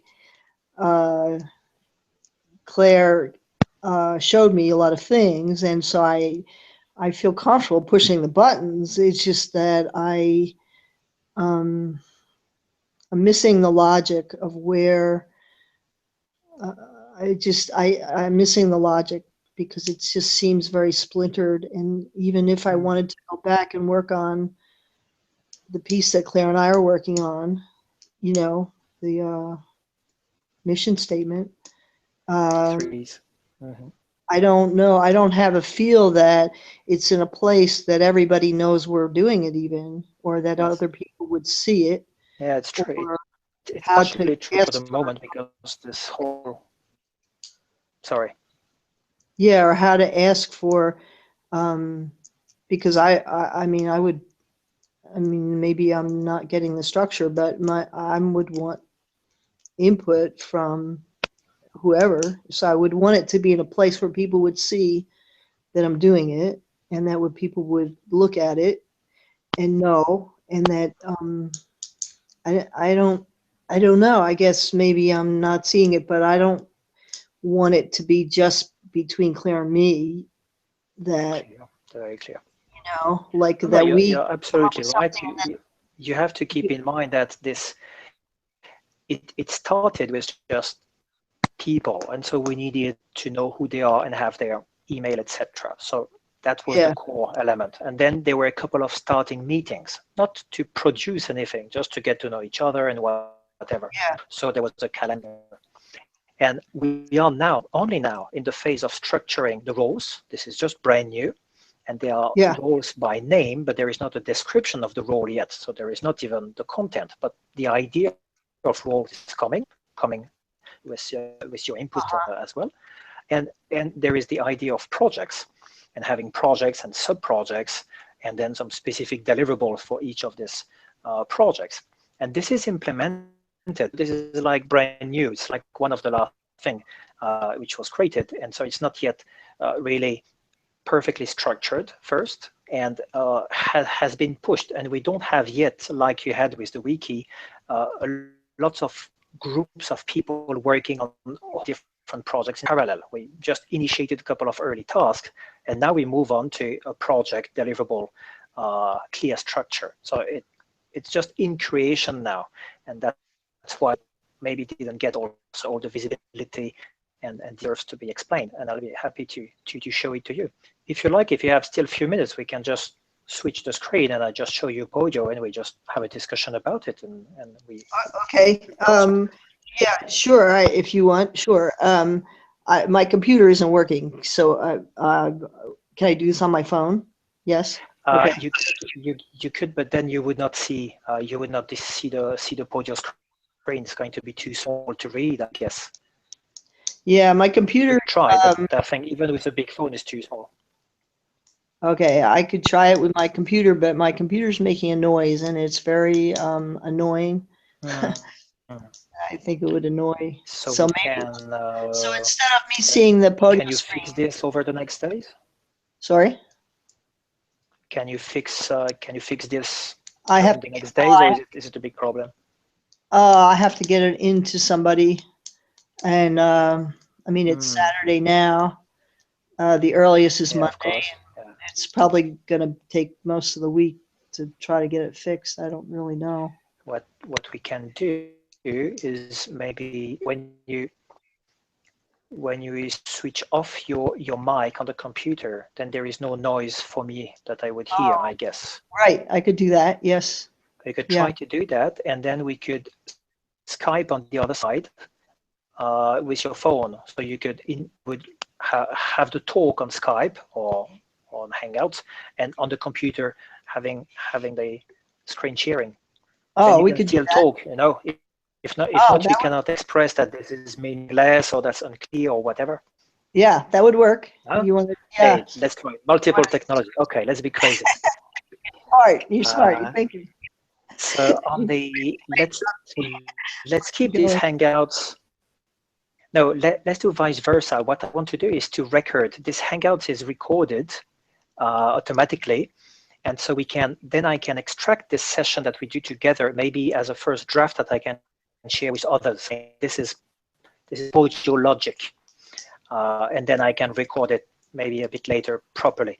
So let's keep the Hangouts, and you're just going to join the Hangouts from your computer. And so on your phone, you can just how do you say?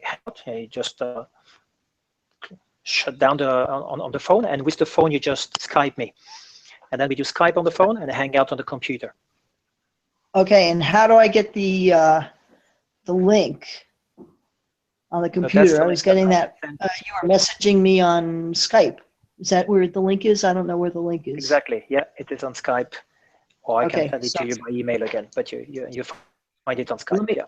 All right. Let me see if I can find it. And then you said. Let's try that. Well, now I'm confused. Stay on the Hangout on the phone. No. Just Hangout on the. Stay like this. Now you just open your computer. You go on Skype. Follow the link. And then from the computer, you join this conference call. When this is working, then you hang up, you hang out the phone, and we just join on the phone by Skype. But first try to get the computer on and see if it's not making noise for you. All right, give me a second. Sure, take your time. I'll have a glass of water. I'm coming back.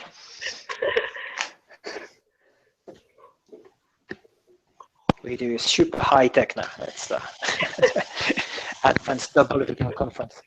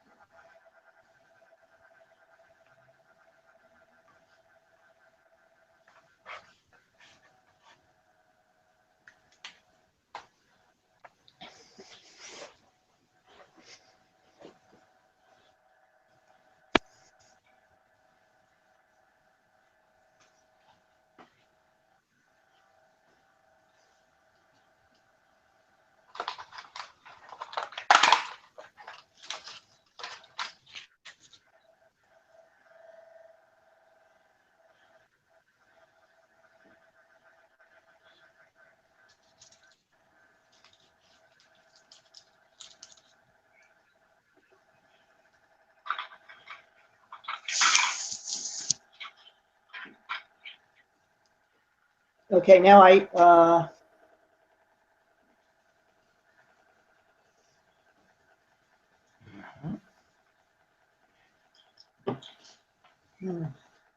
Can you join this Google Hangouts from the computer? I can see you, but I'm not sure that I'm on. Okay, now If you see on the computer, then that's okay.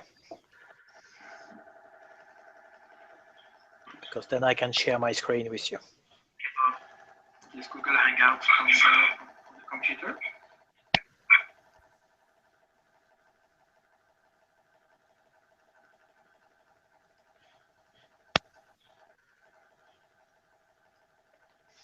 But how do I share the screen? That's the question.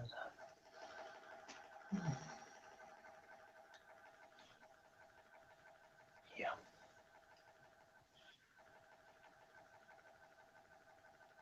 How do I share the screen? That's the question.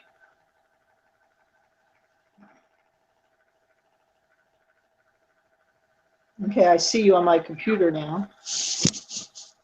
Okay, great. You see me? No, I see. Well, I think I still see picture of phone. If you see me on the computer, now you can hang the phone. No. And I'm going to Skype you, so you can take the Skype on your phone.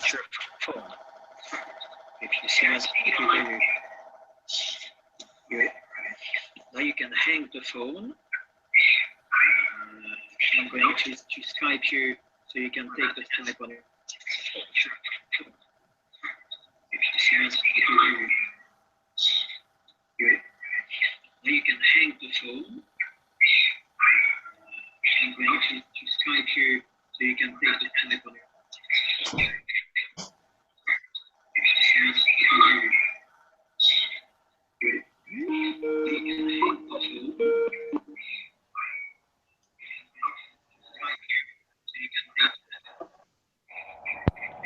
Good. Good work. Do you hear me? Do you see me on Skype?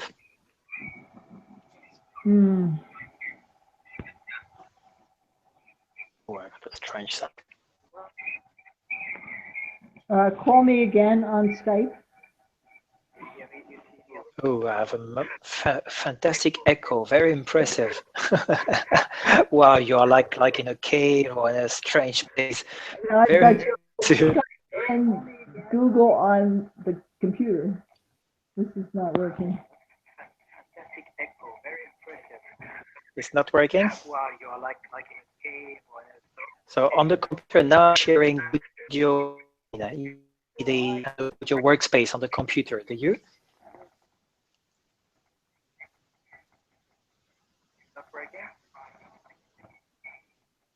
Do you hear me?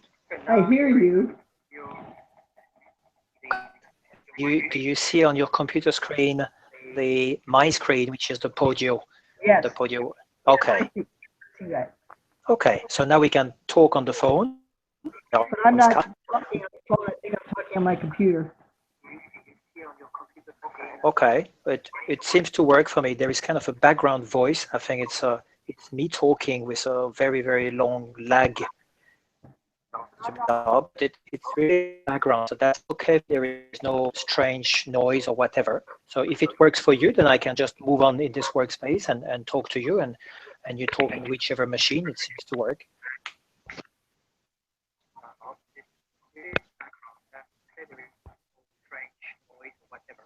If it works for you, then I can just move on in this workspace and talk to you. Wow, hear me with like 20 seconds lag. Very strange. But It's kind of strange. I'm not on the phone right now. I'm on the computer. But you're on the computer with Skype? Yeah, should I get off the computer? You should take Skype on your phone. Skype on my phone, okay. Okay, so I hang and I call you. Skype. Call me again on the phone, on the Skype. You should take Skype Here it is. I call you on Skype.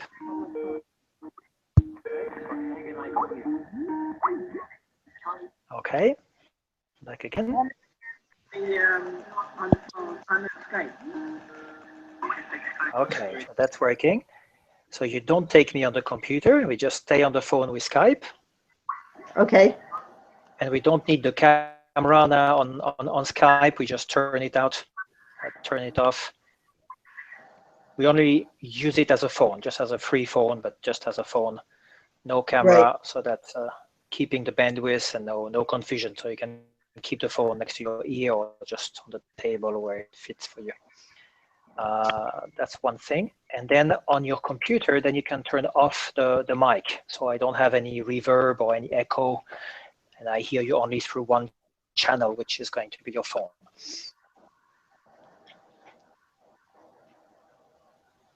Okay, I think I did that. Okay, yeah, now I hear you clearly. It's also okay for you? You hear me clearly? Yes, I do. Very good. And you see now the workspace. You probably, do you see also my mouse? I'm just moving my mouse over your photo. Do you see my mouse moving or not? Yes, it is. I'm getting reverb on you.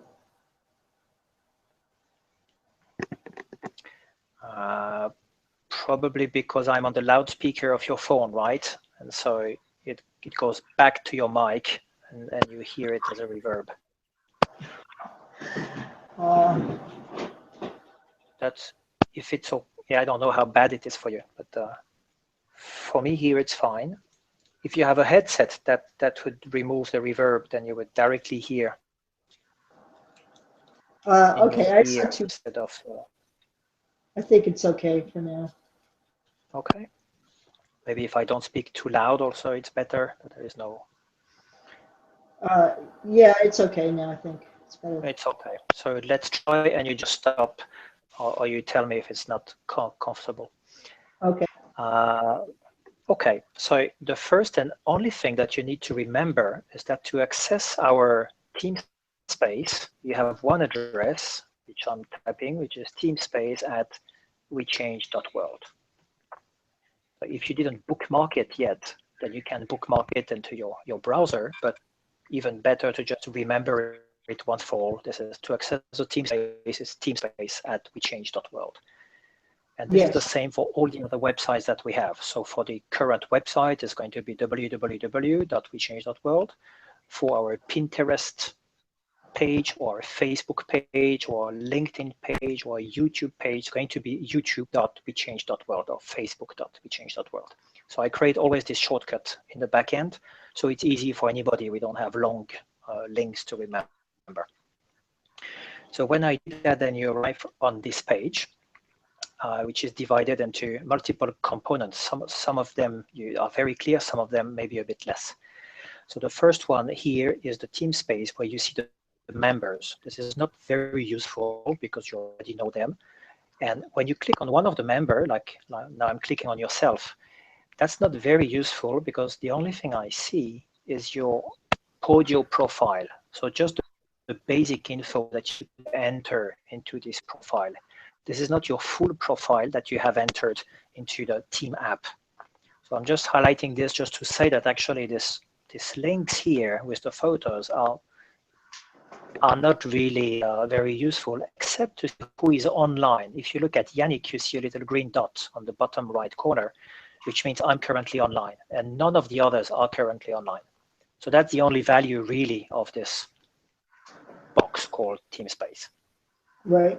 The second box, just a bit down here, is very similar to, or it's identical to the Facebook wall. That means it's showing everything that people say on the wall, and I can just click on this box, share something here, and type anything, and it's going to be shared on this wall. I can also attach documents or share a link. This button with the planet to share a link is not very useful because as soon as I type a link, like you see in the example of Claire just now here on the screen, she just typed this link, and then Podio automatically goes to the link and find back the name of the page, sometimes a photo, and early description. So it transformed the link into something a little bit more graphical, the link plus a little explanation, as Facebook is doing. So there is no real need to click here to share a link. You just type the link as part of the content and the text that you would type here. There is one element which is a bit new or maybe unseen, is that you can share a question or a poll. So by clicking this, you can type any text. Hey guys, what do you think about going for blue or pink or red? And then you can enter the answers that you offer them to choose from. And then anybody can just click on the answer and you get like a summary of the poll right away. You see 3 people and the photos have answered pink and 2 have answered blue.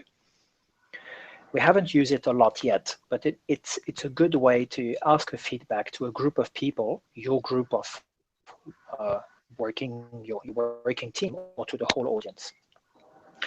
When you share something, it appears into this wall here, which is very, very long. It's actually infinite from the first day that we started this audio. However, it gets mixed up with some automatic notification, which are also appearing here. These notifications are summarizing everything which is happening on this Podio workspace.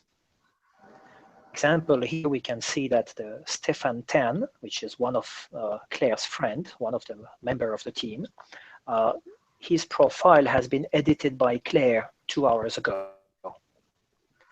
And also there were some comments I was writing to Stefan and Claire was sharing a link. And then I can see, if I drill down, that Claire also was changing something else, actually her own profile. And she changed the profile of Susanna, for which we have comments, and the profile of Demetrios, etc. So this is the first answer to your question, where would I find what's happening, what happened the last days? You find it here on the wall. This is the summary of everything which happened during the last months, but you would just look at the last day. But it gets quite polluted by a lot of detail that Podio is putting. Like Claire has been editing this profile from Stefan, and you don't know precisely what was edited, so you would have to go to this profile and look, and maybe you're not so interested in this. So it's not easy to filter here. Here you see everything which is happening throughout all the workspace. Still, it's a very valuable, and that's my first entry point. I'm always looking at everything because I'm supervising everything. I'm still able, with the volume of activity we have, to go through everything. And then I'm very happy to see, oh, she edited the profile, so I know she's probably adding their birth date or something. And I see the discussion. She put some comments and comments. So that's the first value of this wall here, is to get aware of what was happening. It's also not just a display, but I can directly react. I can directly comment or say I like it, or create automatically a task that I can assign to myself as a reminder, or assign to someone. Why not asking Stefan if he wants also to join for a party tomorrow, or whichever task we want to assign. Or we can just add directly a comment. So there is like a whole discussion around the item or the record or the person called Stefan. Same, there is a whole discussion around here, Susanna. So every time there is this summary, it's also kind of a dynamic summary where I can also interact right away without having to go inside this or that app in Podio. Is this clear, the description I make from these 2 first components till now, or do you have questions? Yeah, I guess for some reason I didn't think everything was showing up there, like the discussion on sociocracies that happened. It was definitely here, but it was a long time ago now. And so it happened last night. Here is the discussion. I see that Yannick commented 4 hours, Claire commented, Yannick also. There are actually 17 activities about this item. I can open and I see that Arne was liking it. Yannick places another comment. Jean places a comment. That's the last one that you referred to in your email. Okay. Susie was liking and put a 5-star, so she said that's very valuable. She clicked on yes, I read this, which is really good practice. I would really like that we take the habit to say I read it, or I didn't read it yet, but I will read it later. That's I just noted it's here and I will go on through, because then now I know that Susie is aware of it. I even know that she finds it interesting. So maybe I keep her posted, or maybe we invite her. Why not joining the group, thinking about all this? I see that Sebastian also commented. He said he liked it and he gave 5 stars. And I see the discussion. I see the last discussions about it, but I can show all the 11 comments. And now I see the whole discussion. Okay.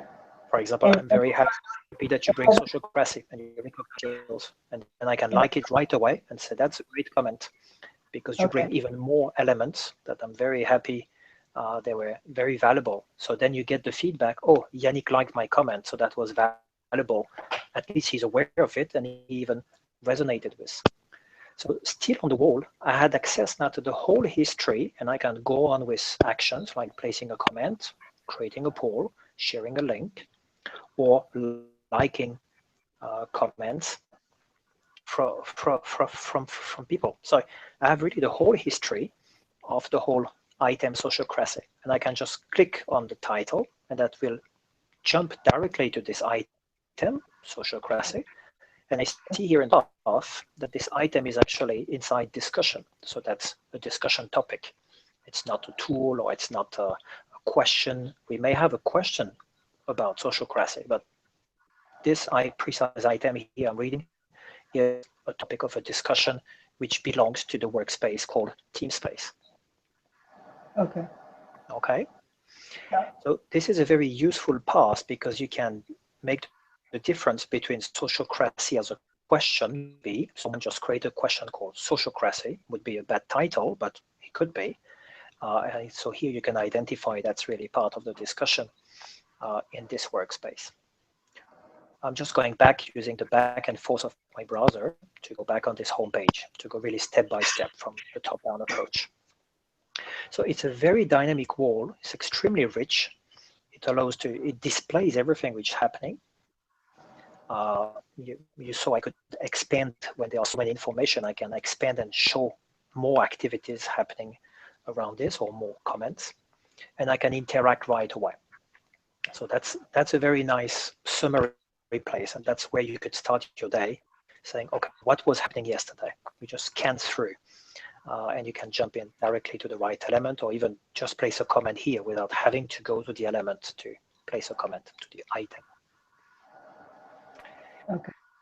The next part is the whole part here on the right. The left part cannot be configured. So it's always like this. I have no choice. I cannot make it blue. I cannot change the order. I cannot make more or less information in the wall. That's Podio. It's like that. The right part, however, is totally flexible. So we've been adding here a big picture, which has a link. So when you click on this picture, then you directly jump to the orientation program, which we'll talk about in a minute. Same thing, a second picture here. When you click on it, you get a help, which is a PowerPoint presentation showing you all the technical features of Podio and what you can do or have to do with Podio. It's a very simple 3 presentation, very well structured, very visual, that Claire has done really nicely. And going down, I have some shortcuts. Each of this block is called a tile, and we can have as many tiles as we want, displaying in different sizes, whichever information we like. So here I decided to show the upcoming calendar, so that these are the next meetings in the calendar. The last discussion activity, and you see we talked about sociocracy, but later I talked about business plan, and I started a discussion about it, and about talk, which is another topic we'll talk about later. And I decided to show a tile just for fun. It was the end of the year, about the budget. And a last tile about the key links, which are some shortcuts, like your favorites or your bookmarks. bookmarks to directly access some key websites like our website or some others. This requires a little bit cleanup, but just for you to understand that here we can display pictures or views from any of these apps. So showing on the homepage directly some information, and some like this are quite useful. The next events and the last discussion, so you see a bit what's new in terms of activities. And this is very configurable, so we can display whatever we like. So we can change that if you have any feedback. And on the homepage, you see 3 more things or 4 more things which are very important. I want to make sure that we cover them. One is list of apps. So this, you are familiar with the concept that they are like on your phone, different applications, each of them being focused on a certain type of item, certain type of elements. Like the team members, there is a structure form with different fields to structure the description of a team member. These are different fields to structure a discussion and different fields to ask when we have a meeting with whom, etc. There are 3 more elements. These are the buttons here on the top right, the buttons on the top middle, and this team space. The first easy one is the logo, this Podio logo. When you click on it, it brings you to the top of Podio. And this means from this top place, you're a bit lost when you click on it. That's why I'm showing it to you, that if this happens, then you may be a bit lost. This is why. On the left side, you still have the wall, same concept. On the right side, you have your personal tiles. I put these tiles, but you don't have them because it's a personal space to you. So you have nothing. So you could put tiles if you like, but as long as you don't do it, you have nothing special. And because it happened to me sometimes to come back to this like top of Podio, then I created some nice photos for me to directly jump to the team space or to other Podio spaces, workspace I have access to, like the resource center or a place for backing up our Podio system. So if you go to the Podio logo, or if somehow you arrive to this page, because you don't see anything on the right side, you may feel, but where is my workspace? Where is my team space? So you would have to find a way back to your team space, either by typing the address, teamspace.wechange.world, or by choosing from the left menu here the right workspace you have access to. You notice for me, I have a lot of workspaces and you have much less because you are not invited to all of these workspaces. That would create only confusion. Some workspaces are for test or for backup. They are not at all important to you. But here you would see definitely the team space. And you may see, I'm not sure, I think I shared also with you the resource center. So you would see simply from this selector, select in the We Change the World team space. And then you are back to where we were at the top of the team space. But so now you understand this top page. For me, I'm a member of different companies of which change the world, but also of my 70 yoga that I mentioned before, that I'm also managing on Podio. And this is my private consulting company called Active Knowledge, where I'm also managing on Podio. So I have not only 3 companies, but inside each company, I have lots of workspaces, more than you. So for me, it's very rich. So it's interesting to go at the top of Podio, then I can go down into a different company or in different workspace. For you, it's not very relevant because you will spend 99% of your time into the team space. I just show it to you that in case you arrive at the top, that you don't get lost, you just say, oh, I just want to navigate to the workspace called team space, and you are back home. Clear till now? Questions? Yeah, that's fine. Okay. Then you have here a little help. This is not our help. This is the help of Podio. Our help is here. It's much more visual and much more training step by step. However, this little help is not bad. There are some good things that you can find here, like a tour presenting Podio, it may explain more things that you need for the day-to-day use. That's why we created another help, more visual and more to the point. But you can still go there. It's well done, not like many of the helps you find in different programs. They are a bit useless or very confusing. I find this one quite good. Then there is this button to search, which is very, very powerful. You can also type the S on your keyboard, as you notice in the little pop-up here.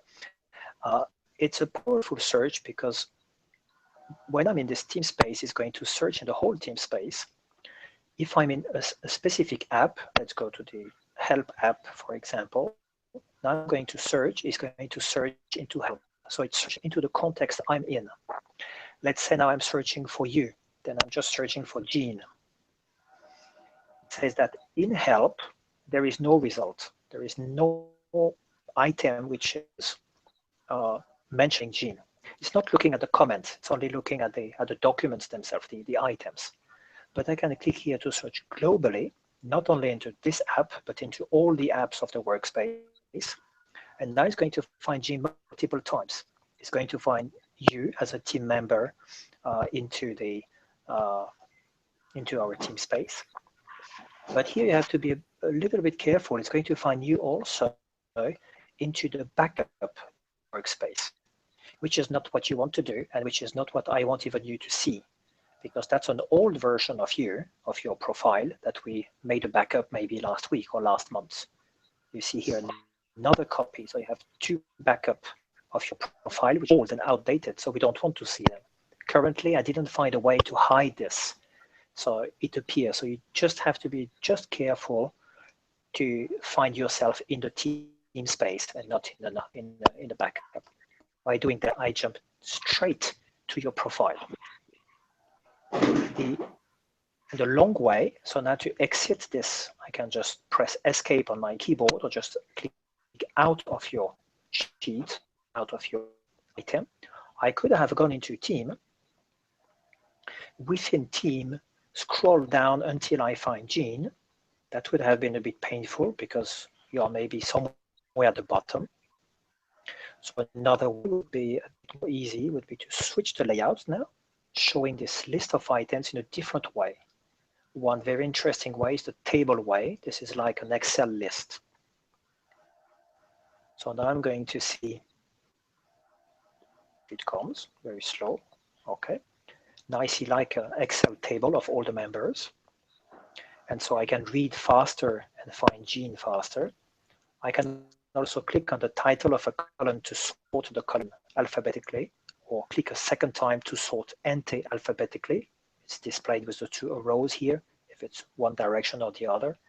And because now it's sorted alphabetically, then I find Jean very quickly, and I can quickly open your sheet. But you see that the search was much more efficient. Even if I was not inside the team workspace, from any place, I just go here or type S and search for Jean, and I'm finding you very quickly. Now you say you're interested in finding this socio, what was the name? Socio. I search globally for socio, and I immediately find sociocracy as a topic into our team space. And so that's the topic of discussion here. So that's much faster to navigate and find things this way. If you want to find the 3 V's, I'm sure there are a couple of things talking about 3 V's, not inside discussion. So I search globally, now it's searching across all the apps. And here I find there is a deliverable, which is formalize the 3V. And that's what we were talking about before. So that's an easy way to find things. And now you know it's in the deliverable app. We will talk about project deliverables just in a moment. It was just to explain the search. The next button is about your account. It's going to be useless for now or forever. There is nothing about vouchers. There is nothing to do for the moment with that. The 2 next buttons are very important. The last one first is the chat. This is identical to the chat on Skype. So by pressing C as a shortcut, as you may see here on the pop-up, or by pressing the button, it opens the right pane where I can chat now with someone. Either I have a discussion already with this person, like here I have a discussion with Claire, or here I have a discussion with Sebastian, or I want to create a new discussion. Then I click on the contact list at the top, and I just type the name. I want a discussion with Jean. I can click on her name, or I could search by typing J, and I find Jean. And now this creates a new discussion. Actually, this is the continuation of a previous discussion we had. And I say, hi, Jean. And I can attach something or create links. So this time, this is going to be a private discussion between you and I. Nobody will ever see that. Has no technical way to see it, even being administrator, etc. So if you share something with Claire or with Sebastian, even me as Podio manager cannot see it at all. So you can say, this Yannick is an asshole. Feel free. Now what's nice is that I can have discussion with more people like on Skype. Only one. Here it's a discussion between Sebastian, Claire, and myself. And so that's our forum where we discuss general things, not the specific things. That's not where we discuss sociocracy. Sociocracy is a specific item somewhere. I would go to this item and discuss around the item, so we keep the context. The exception would be I want to talk about sociocracy, but in a confidential room that nobody sees. Then I do a chat. Chat is always confidential, only to the members of the chat. Just a second, Jean. Shall I go up? Then I don't talk. I still have some talk. Yeah, I'm okay. And you tell me if I'm okay. No, I'm okay. Yeah, you go down. Yeah. Okay, sorry. It's fine, Jean. It's just a friend who was joining now, and I was asking if I was disturbing with the Skype, but not at all. They just go outside, did a jacuzzi, and I have a good time, so I can stay together without disturbing anybody. Okay. So this chat is very important because it's a parallel system of discussing with a very different context. Because here we are on our own, it's confidential, it stays among the small team of people that we invited for this chat, and I can always add someone by clicking here, add a connection, and I add someone to the discussion. I just tick the right person, and so I can extend the group. Just be aware of one thing. I had a long discussion now with, let's say, with you here. We had a whole talk. If I'm going to add a new member to the discussion, then this new member would see our whole discussion, which may not be what we want. Maybe we talked about personal things like here that I don't want someone else to know. In this case, I'm totally transparent. But it may be better to start a new discussion with you, me, and the third person, so it's clearly separate from the one-to-one discussion we had till now. There is a button for the camera here. This is exactly like on Skype. So instead of a text chat, it would be also a video chat. For whatever reason, I never managed to make it work. You can try it with someone, maybe it's only my computer, but for the time being, it doesn't work for me. Okay, and that's enough for now. I can close or leave open this panel. Is everything clear till now, Jean, or questions? Fine. Yeah. Sorry, I didn't hear. I didn't hear you, Claire. Sorry, Jean, sorry. Yeah, it's fine. Can you hear me? Okay. Okay. Yeah, perfect. Yeah, clear. So the last button I want to highlight, which is linked to your first question, how can I know what's happening? Answer the question saying on the top of this workspace, which is always called activity.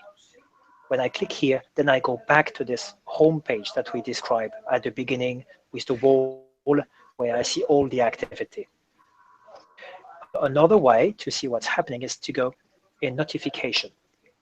And here I'm seeing what was happening about the things that I'm interested in. In the wall, I'm seeing everything which is happening, which may not be my interest. I may be very focused about my project or my projects, maybe some news, or let's say all the news, but I'm not interested in any change in the roles or any new document shared in the file library or any new IT tool that Yannick is offering to the team. So I don't care. I can look when I like and I'm informed, but I don't want to get bothered by this. And this notification here allows you to decide all the time whether you want to be kept informed and get all the news about certain items, or whether you are not interested in and you unsubscribe. This is exactly like a subscription list on internet.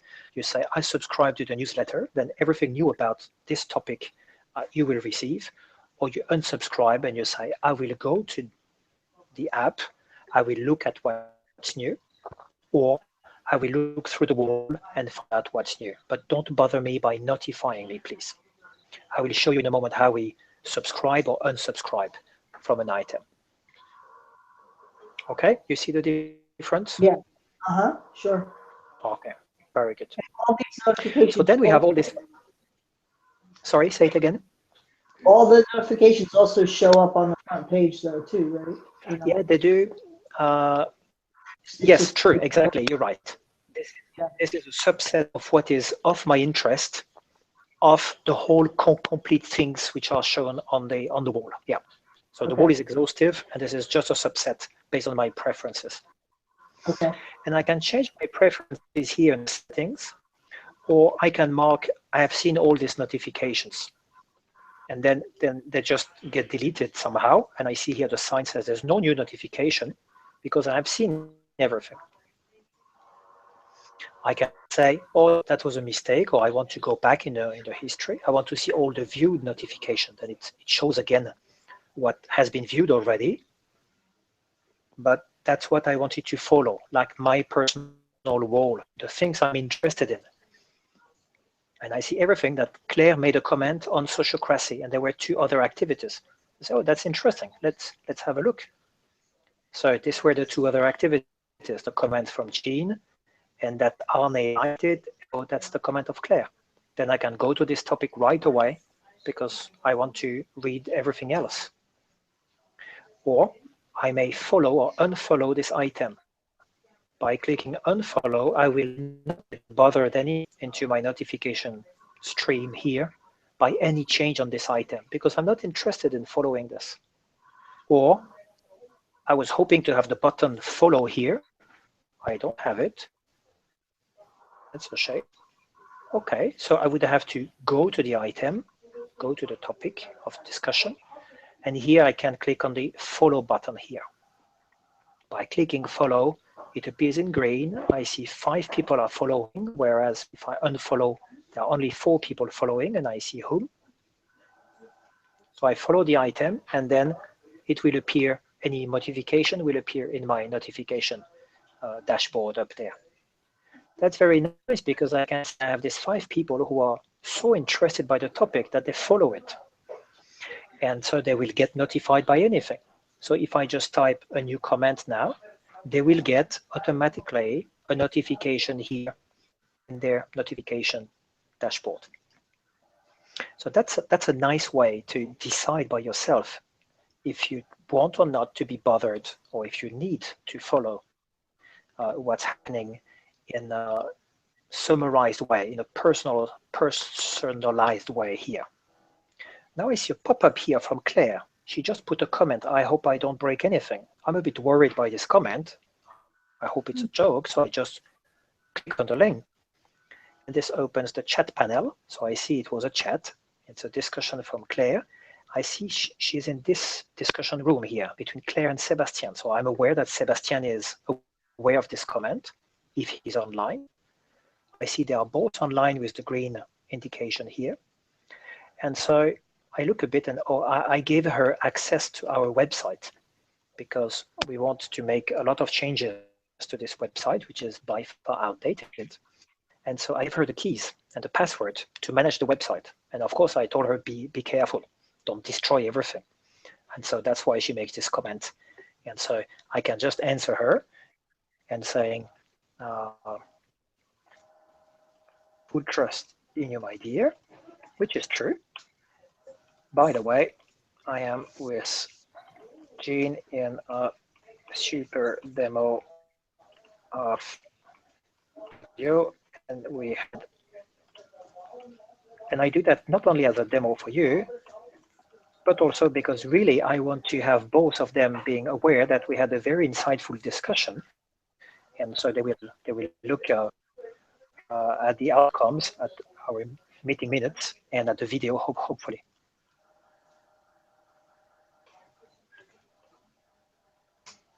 Okay, that's also a way for them to know that I'm busy with you, so they don't disturb me anymore.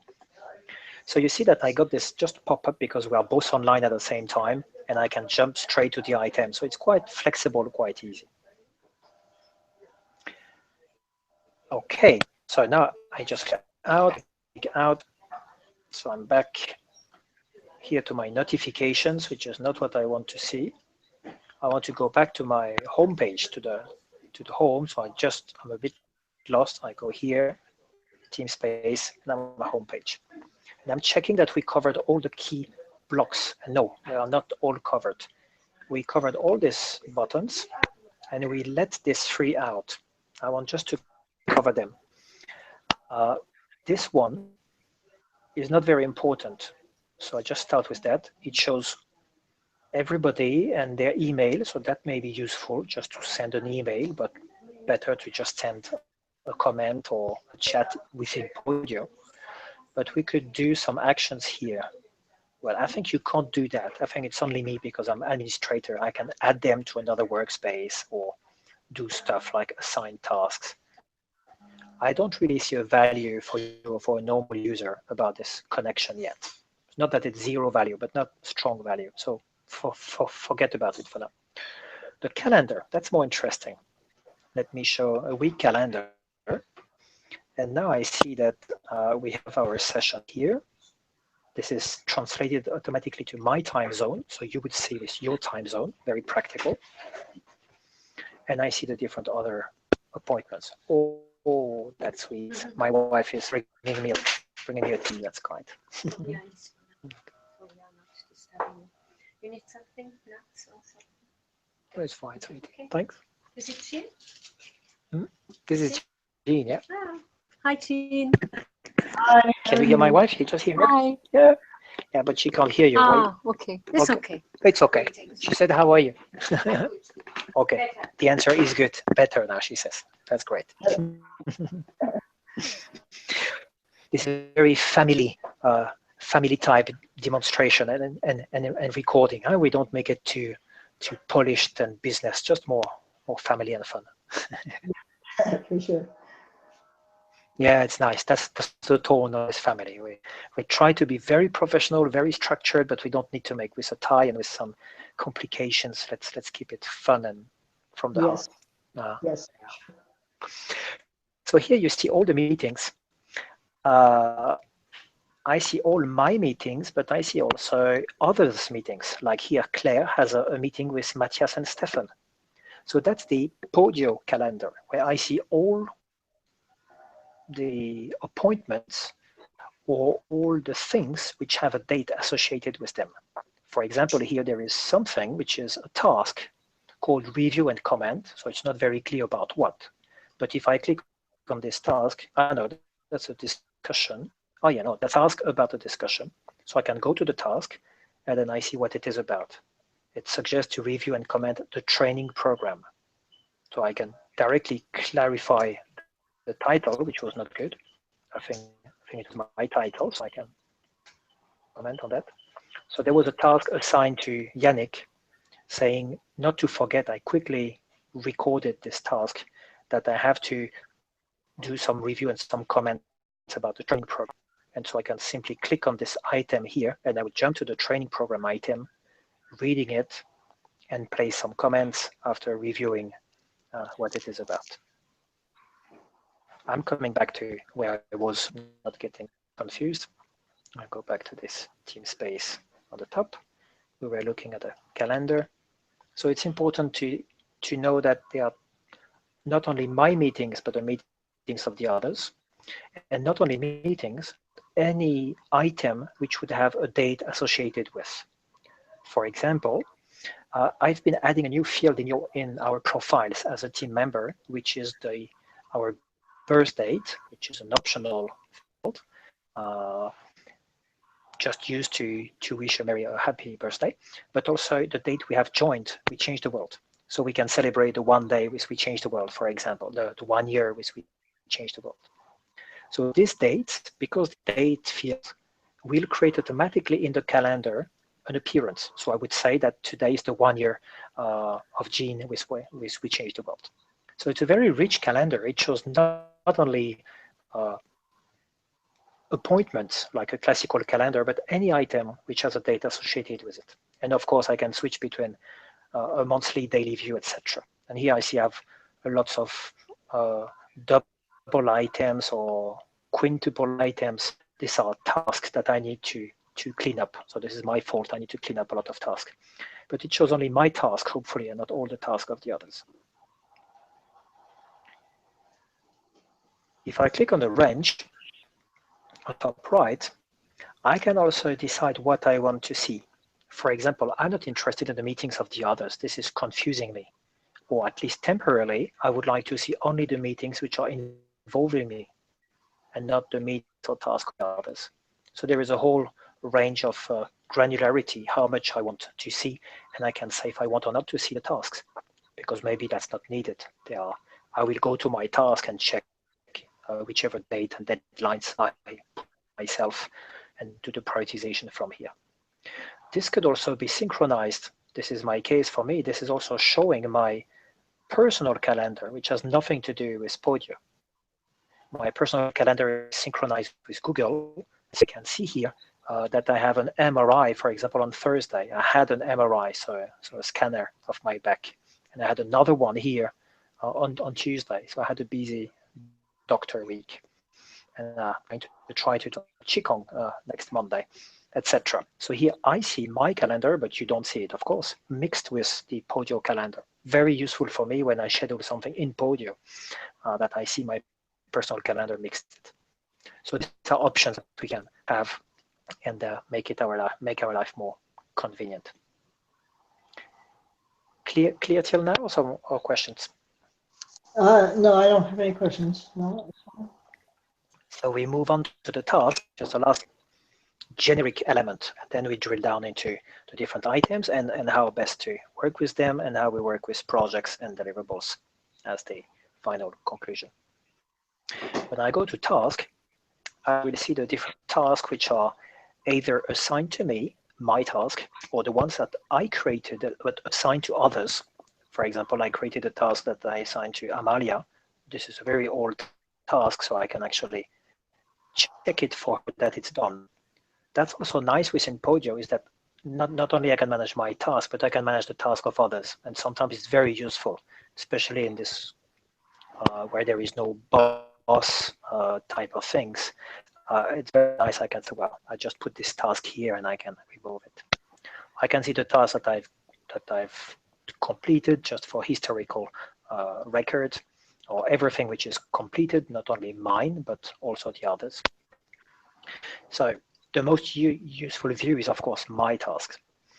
Then from here, I can create a new task right away. Or, and I'm going to start explaining this, I can filter the task by these different small icons. They're a bit small, they should be here at the top rather, but whatever. So here my tasks are shown and displayed by due date. So first I see what is overdue in red. And you see again, I have lots of pollution. I need to clean up my task quite urgently. That's on my list. That's one of the tasks, by the way, clean up my task. And then what is due later. And so it's sorted out by date. I can sort out now by person. That's much more interesting.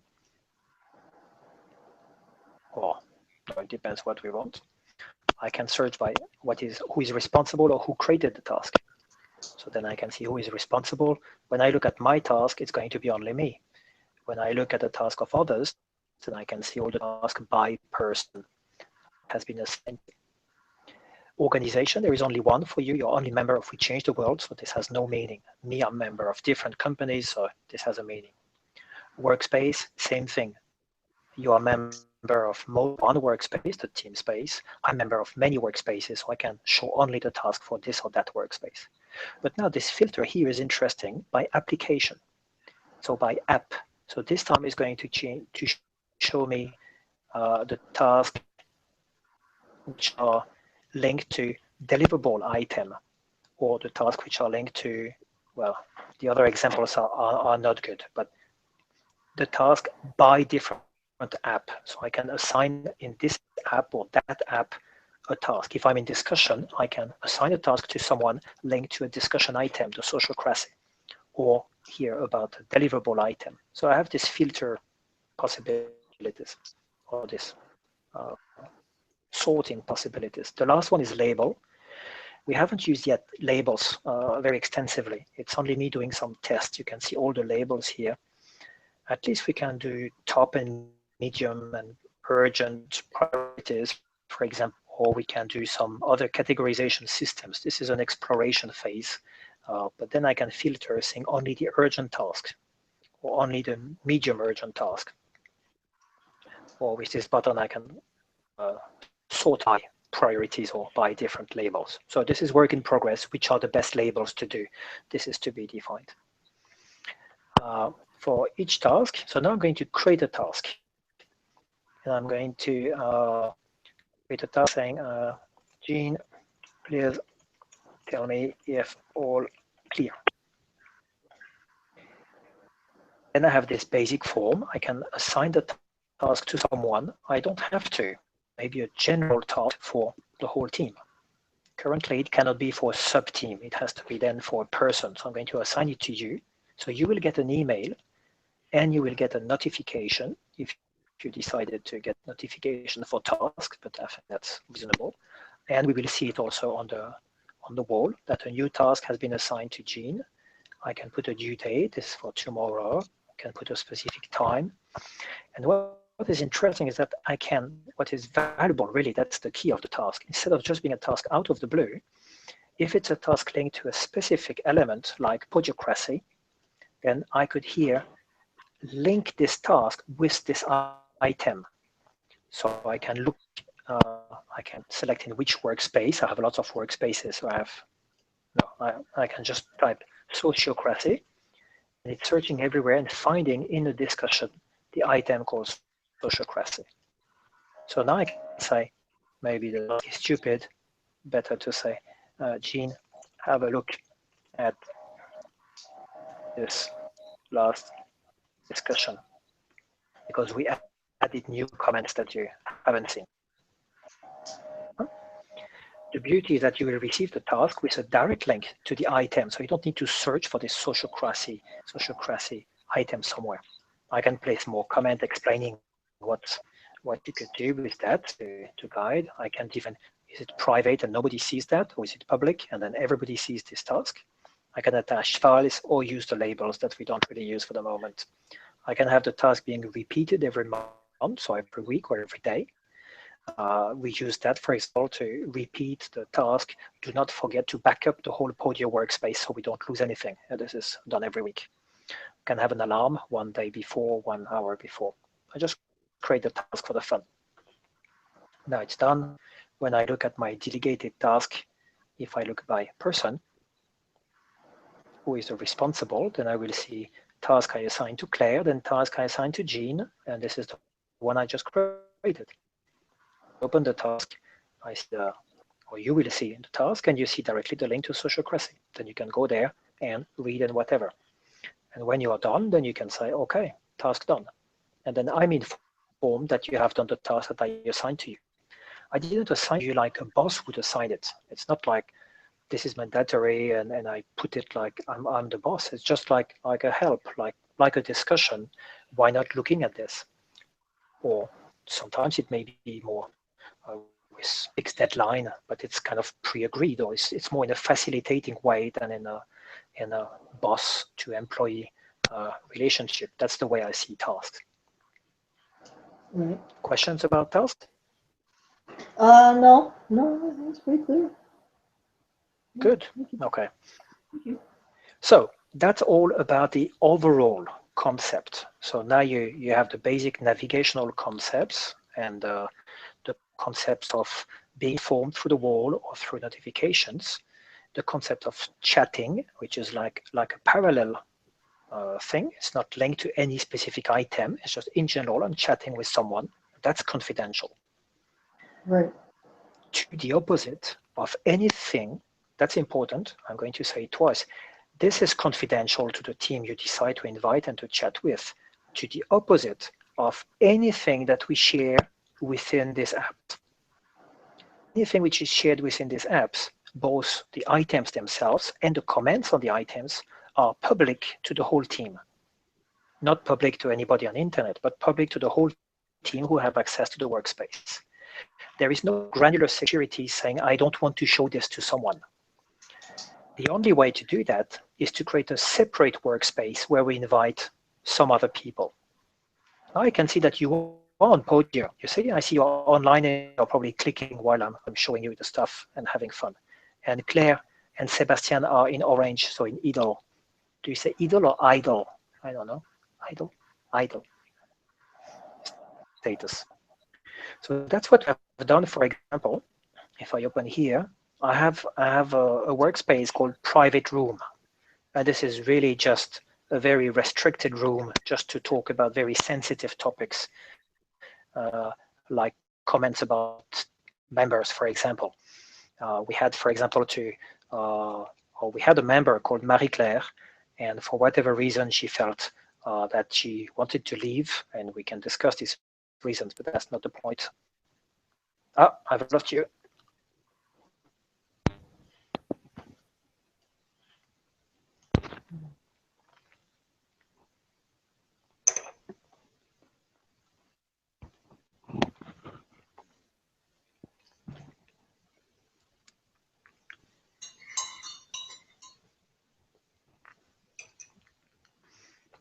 Trying to reach you on your phone.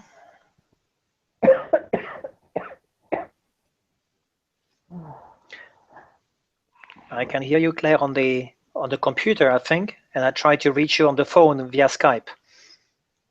Yeah, I think I got you back on the phone. Yeah, I'm with you. You hear me? I hear you, but not via Skype. So I hear you. Yeah, say something again to be sure. I think I'm back on Skype on the phone. Yeah. Can you hear me? Yeah, not on Skype, but that's fine. Doesn't matter. I hear you perfectly, so we can go on like this. Perfect. Okay. So this is an important concept about security, that everything shared amongst the different apps here is public to the team, which I like very much. I like this because it's very simple. We don't have like complicated set of security levels and who has access to what, and then it gets quickly cumbersome. And also in this spirit of being all in one team, we're all in one boat, and there is nothing really secret among us. And if there is something, then we have the chat where we can say, do you know what, I feel not good today, or this person is really a problem, or whatever. So we have still confidentiality possibility. But just to be aware, not to place a comment somewhere saying this Yannick is really shitty, that everybody will see it, me included, so I may just react. I will try not to and to take it good, I promise, but I'll do my best, not sure. So now it's time to drill down into some of the specific apps to show also the functionality and the logic. And then we'll go specifically through the core, or the crux of the matter for you, is about what's the logic, where do I go to do what, and how to collaborate amongst my projects that I want to take over or co-lead or participate. So let me just highlight first the different apps and what they are for. Start here is really designed only for the newcomers, and especially to point towards the orientation program, which is a step-by-step program to guide the user through through a training about Podio, and then through what to do with Podio and the different key elements that we shared already. There are a lot of material shared. Many is not so needed right now.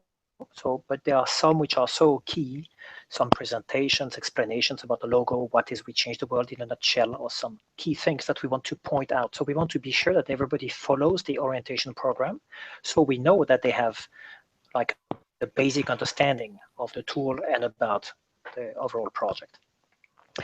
And you notice that when I just mouse over the different apps, I get a little help. I really encourage you to, and anybody, to look through this help. We really try to provide as much explanation and help everywhere to clarify what it is and what we do with this. We may have some mistakes and sometimes we forgot to put an explanation. But here, for example, is a very structured explanation I put about the roles. This app is about defining the roles. It highlights the open positions, so all the roles that we define but which are not fulfilled. So then we can find some more people to fulfill these roles. Or some of us may decide to take additional roles, saying, okay, there's nobody doing this, I can perform that. And there is also a way, kind of a voting mechanism, which is not yet implemented, but which will be by next Tuesday. Voting mechanism to say, this role is interesting me. I fit in and I would like to perform that role or to co-perform that role with some others. So that's not just a way to define, it's also a way to assign the roles among ourselves in a collaborative way where it's not decided by someone, but we decide which role are fitting us. Okay, so that's the help. I have a special button that you don't have, is to add a new app. I'm showing it to you. This is only for the designers, so that's not part of a training because you will never create an app, but I show it to you to explain a concept. I'm going to create a test app. And when I create a new item in this app, it's going to call a test item, just for the sake of the demonstration. And then I can build the form of the app. I can say here, you provide a title, and then I would like to have maybe a description. And this is going to be, again, it's not a training, it's only to show how easy it is. It's going to be a multi-line text field, so a whole text box. Then I would like to add a date, maybe then an email, and a link to a website, and I can rename this into web link, for example. I would like the title to be mandatory, and I provide a little help on this title, saying, please, blah, blah, blah, blah, blah. And the final field I want to add is a category. And for a category, I can enter multiple options. So for example, is it red, pink, or blue? Keeping our nice example. And even assign little colors. So you just see how quick it is. There is no pink, so I have to play with orange. Now I'm done. This is just my form, like a template. I have now a new app called Test. It appears here. When there are so many apps for the screen, or when the screen is small, then there is this row here appearing to show a second line of apps or a third line of apps. That may happen if your screen is small, or if you resize your browser window, then don't fit in one screen, in one line, and so you have to go using this little row. So now I just demo for you this little app I created in 2 seconds. I have this test app. I can add a test item. That's going to open the form I just created. I add a test item, Jean. She votes for red. I can add a description, and that's this rich text field that you know, where I can put things in this format. I can add some dates. I have a very nice field to add a date. I can add emails, like my email, for example, saying it's a home email. I can even add another one, like this one. And a web link. And if I just have some shortcuts to type things on my computer, then I save the test, it's done. Because these are email fields, I have directly buttons to send an email. Because this is a web link, when I click on it, I jump to the website, but it made a little extract of the photo and description of the website. And I have the voting buttons with their different colors associated as I programmed. So you see how quick I've been able to create a little structure, for example, to ask you which color do you prefer, to go back to our stupid example previously. And then anybody can now start commenting about this item like you have seen already. And this item is now appearing here as a new item. I can add a second one. If I don't fill in the title, it says it's required. So I call it just test, and I put it blue. I save it. I click elsewhere or escape on my keyboard, and I have the 2 items now. And because I have categories like blue, red, and pink, then automatically I have different views, which allows me to show only the red ones or only the blue ones. And these views are configurable through different filters and ways to display information here. And I'm going to show you that.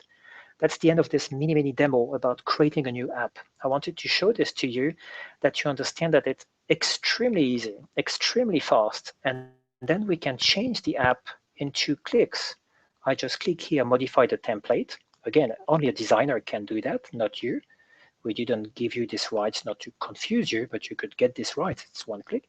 And we add a new option like black and white. And even reorder these options in another way. And I save my form. Now, when I edit my form, I can now select black or white. So it's so fast and so quick to change this design, to add a new field, to put this one before that one, to change a description. Or here, when I go in my help text, you see in my title, I have this little help text that I type. Please enter here, blah, blah, blah, blah, blah. So it's very important that you all realize that it's super fast and super easy to adapt any form, any app. And so you can request that. You can simply place a comment, why not adding black and white as colors? It's missing, I cannot select what I want. Or there is only email, but we should add also a website.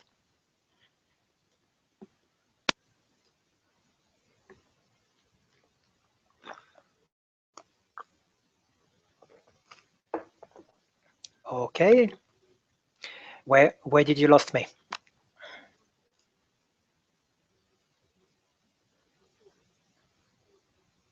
Okay, so the last key message was it's so simple to change the structure and to change these views, not only the titles, but the order of the views and how they are filtered, what they show, etc. That you should really feel free. That was the whole purpose of this video. That you realize that it's so easy that feel free to place comments or chat and tell anybody of us, the Podio designers, the one who got training, like Claire and myself, especially, saying, why not adding also black and pink and white and violet, because it's not available. So when I fill in this, I cannot click here. Or changing a title or adding a new field or whatever. It's so flexible that it's super easy. So don't feel you're constrained at all by the current structure of any app. It's just the best level of maturity we got at that stage with this app. And there is a lot more to do. We have plenty of ideas coming just to make our life easier and better. So we are very open to any comments. So don't take it as this is the way Podio works. No, this is the way we created Podio. We can make it the way we want. Okay. So now I'm deleting this app, which was just a test. It says, are you really sure you're going to lose everything? I say, okay, delete this app. So I don't bother Claire, who would say why he was creating something. I say, okay, it's gone. So that's really important, because this is not, Podio is what I showed you till now. What I'm going to show you now, start, help, news, this is not Podio. This is, we changed the world's Podio. This is how we decided to put our apps. We can create any number of apps. We can structure the apps any way we like, including all, etc. So really, let's create a new app. You can't, but you can ask for it or suggest for it or adapt any app. Okay. So start here was kind of very basic, mostly focused around the orientation program, and there are another view, filtering, some other cool stuff that you can look. So it's really just like, okay, don't browse everywhere. Start to look at this first. When this is done, then you can go a bit around. That's the key things to look at. Then we try to provide some help to the user. And here there are different things. The views are not good yet, but you can see here we have guidelines. We have actually policies and procedures. They are all regrouped today under guidelines, but they will be split down the road. We have some training material and tutorial, which may be about Podio or maybe about some other things. Like we have guidelines about how we collaborate or guidelines about the organization itself. And so we have different information here. So one way is to provide answers, like that's where I find all the documents defining and helping how we work together, all the policies, the guidelines, the procedures, etc. The other thing is that that's the place where I can raise a question and ask for help. I can raise a question, or I can issue a bug, or ask for assistance, etc. So this is not really perfect, and we want to tune this up. So I don't go more in details because I think we have to fine tune that very quickly now. But that's the goal of help. It's a place where I can ask for help, creating a new item and say, I need help about this and that, and I ask my question. And when you get an answer from anybody, you get automatically an email saying your question has been answered. Then you can go and see the answer, so you can't miss the answer. And that's where we structure also all the trainings and the guidelines, etc. So it's kind of a double focus. It's a bit like an intranet where I find the reference documents for help in the way we work, and where I can ask questions and see the FAQ and the answers from the others. Again, not totally clean about the views and how things are filtered. I will clean this out with Claire. News. News is a very simple approach. I think this you really got. There is one special type of news, which was this funny day-by-day advent calendar, which is this view. So it's filtering 24 items out of a total of 30. So we have 24, of course, for the advent calendar here, but there are 6 other items which are called just general news. And in this news here, we have different categories. There are news about team or personal news, news about Podio, and we should have others actually. And project status update. This is where we can also share a structured update about our project. For example, there was a recent news about Eric, who has numerous challenges, and so he decided for the moment to stay offline for focusing on the different challenges in his life, and will come back in due time later on. So we should not count on Eric for the moment. Then some people place comments saying, "Oh, sorry, there." Yes, there are news from Lecoq who shared for Christmas, and there's some news about me and my health, and news about new friends. So these are the news about the team and what's happening. So we can, and then we can have news about Podio. What's new in Podio? And this is the new update about Podio. Hey, we have a new app. It's designed to do that, and you should use it this way, or whatever. And we may have news about project, saying that's just a test. You see this status update about the project A, and here we could explain whatever we like to share about the project. So these are, for the moment, the way we structure news. But we may have news about some general news, just about, or we just got a partnership with another company and whatever. And it's very generic. There is just a title. Then we provide a description. We can provide who is issuing the news and categorize it. Eventually, we provide an image through a drag and drop, or by clicking and selecting an image, typing a link, and linking it to another Podio item.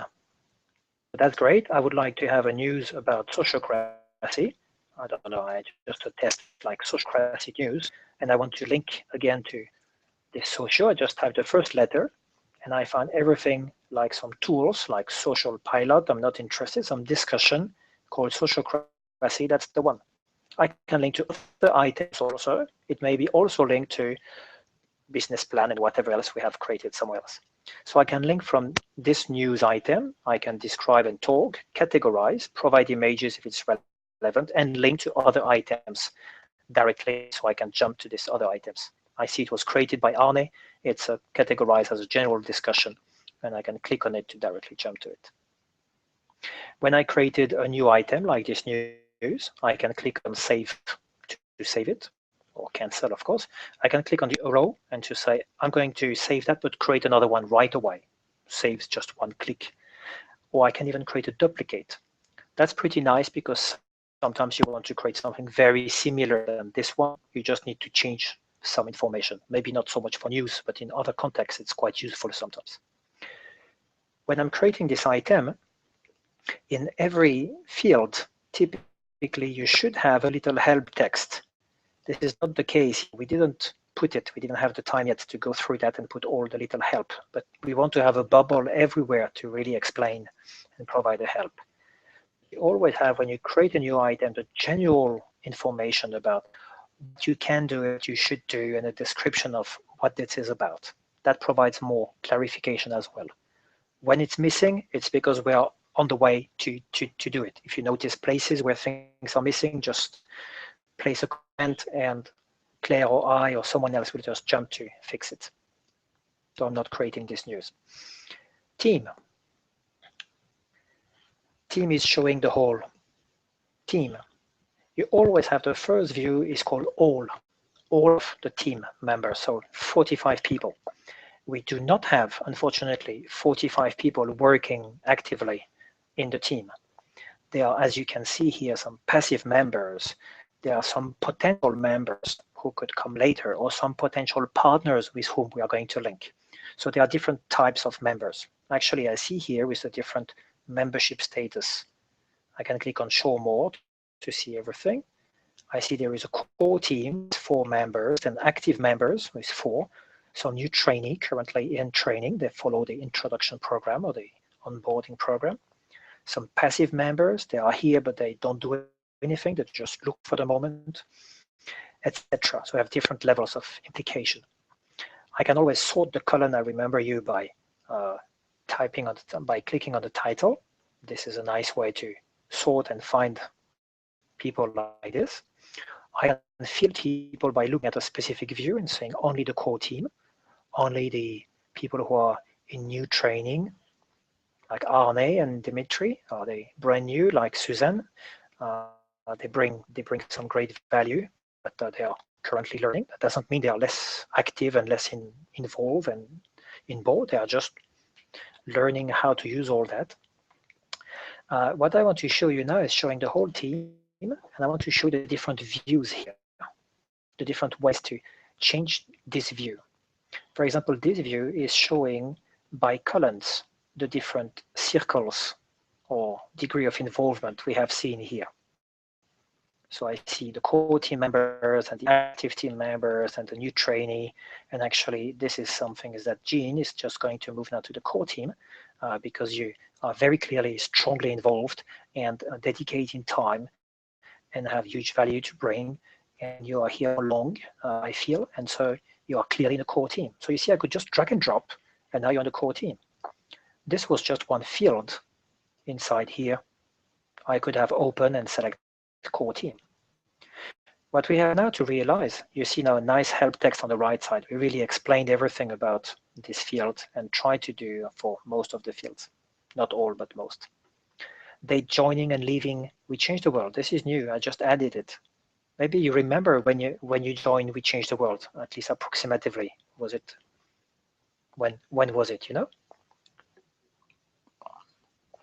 Okay, then we'll have a look and we'll find out just to remember. And I can see I created this 2 months ago, you see? So on the 13th of November, I created. So that's when you joined. It was the 13th of November.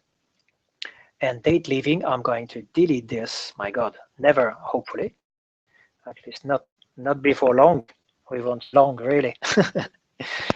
So that's a new field that I added. So it's normal, it was empty in your profile. So then I would add this new field and then ask everybody, can you just look at your profile and complete what is still missing, please? If I want to ask only you, then I go on your profile, and from this place, I say, please fill in your this date, and then you get this notification in your notification board here that there was a comment about your profile, and then you have the link directly to your profile because the comment was done from this context of looking at your profile. So it's very quick, very fast for you. It's better than doing a chat with Jean and placing a comment here, because here there is no link to this item I was on. It's just like a generic chat. It's out of the context. So it's more powerful to directly place it here. both are okay, but it's a better practice to stay in the context. So I don't have to explain where you have to go and you have just a link. Okay, let me show you now the different type of views. This is very important. If you don't like this view, there are many other views first. If none of these views are relevant or providing the information you like, then, for example, we want to see all the people who joined last year versus the ones who joined this year. There is no such view yet. First thing you have to do is to put a comment. You just open the chat and you say, Yannick or Claire, there is no view to see when people have joined. That's a pity. Then we would see the old ones and the new ones. That would be very valuable. We could coach the new ones, for example.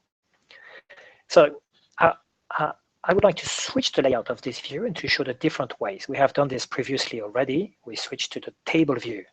And the table view is showing this kind of Excel database style, where I have all the fields of the view, or most of the fields of the view in columns. And so I can sort the columns and so have a nice sorting feature. It has another feature you have to be careful about. Only in this view, I can select multiple items by just going on the numbers in the margin. What can I do when I selected multiple items? Actually, there is only one option, is to delete these multiple items with this very small trash can up there. Do not do that with anything. Do that, well, maybe you've done a mistake or your item you created, but realize that you could delete maybe some items from others by mistake. So we don't do that, of course. So I deselect everything. We try to provide a security that you can delete only your own items, but it's maybe not yet implemented everywhere. So let's say do not try. It should be protected, but don't try. Okay. So that's nice with this view because I can see a lot very quickly. I can resize the column very easily, up, making it larger or smaller, and I can sort the column by clicking on it. That's the value of this view. The value of the badge view that we had a couple of times already is that it shows a first line, then something in big, which may be, in this case, a photo. In some other cases, like I show you here in the stats, we have some statistics now. Now it doesn't show the photo, but it shows in big some text. In this case, a KPI or a key performance indicators. How many likes we have on Facebook. You see, it's not very glorious. It's only 41. We're really beginning and we don't do any advertisement yet. This will come in due time.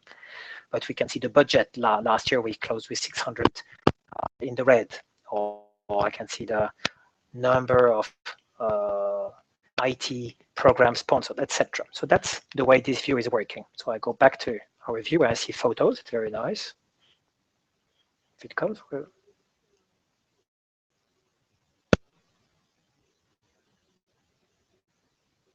okay, fine. Okay, that's okay. So we need 2 more minutes here, and then we go to the crux of the matter. Perfect. So the badge view is nice because it shows a title, something in big, and potentially some more lines and how many comments were put. The card view is the one we started with. Here shows different columns here, and I can switch people from a column to another column, or switch items from a category to another category. That's a nice way, just another way to look at information. And the last one is here the activity. So here, this is like on the home page, like the wall, it shows everything which has happened on this specific app, not on the whole workspace, only here. Then I see we have changed Jean because I have edited this. Actually, I changed the date you joined. And before we have edited Stefan 10 as we already saw. And the last view is calendar, which is not relevant in this case. It doesn't show anything interesting. It could show when people have been joining in this example. Okay, now I want to show the 2 seconds button, the 2 next ones, because they're very important for you. So I can select how I want to see the information. Then I select how I want to sort it. I can select here which column I want to sort by. And the last one, or this one, the filter, is how I want to apply filter to the whole list of 45 people. And maybe here I want to say it's only when they have joined in the year, or not in the year, but when they have joined in the last 30 days or in the last calendar year, then I can see that there are very few people, because only few I put a date when they have joined. So all the others have no date. So I've been featuring by the date of joining in this example. So I can sort by, I can filter by, and I can display the things in different ways. And that's how we construct the views. And when you like this view, which matters to you, which is maybe not existing as a shared view, you can save it as your personal view. You just click on save, you give it a title, you say my nice view, and it is saved as your private view. The private views, you find them always at the bottom here. So that's nice because you can really filter and display the things a way which is relevant for you, or which you prefer. And if you think it's valuable for everybody, then just share the good idea. So I'm just going to delete this before I forget. And that's all about views. So now you know everything, or almost. There are two more buttons and you know everything. One is this one, the small one here, which collapses or expands the left pane, similar to the chat here, extended or collapsed by clicking here. There is this one, which is very important. It's again a subscription button, but this time not a general subscription, or here showing your subscription. This time is to subscribe, to follow this app, or to unfollow this app. If I follow this app, then any new things happening in this app, new people joining or new comments or whatever, is going to be displayed in my notification center. If I find that bothering because that's not my focus or I have too much, I can simply unfollow and then I'm not bothered by that. That's nice, huh? There are some reports. When you click on reports, you will see the reports that we predefined, which are like summary, like a high-level dashboard, where we see how many members by team or by category, what they do, or by etc. This is not relevant for now. We are in the process of building the reports, but just to mention them, it's a high-level dashboard summarizing what is inside this app. And that's all. All the others, they are structured with the technology. So now we can simply, in the last 7 minutes, we have focus on the business side, what they are here for. So we have the news. This we mentioned already. We just create a new item, and we say this is a news. I have a question actually. I would like to raise a question to the community, or I have a suggestion, or it's a general discussion, or I want to give a feedback about we should change totally the website, whatever. We can categorize the news, change who's the owner, for which audience. Maybe it's not for everybody, only for the Podio administrators, and attach any further information which is relevant, and we can change again all this very easily. And again,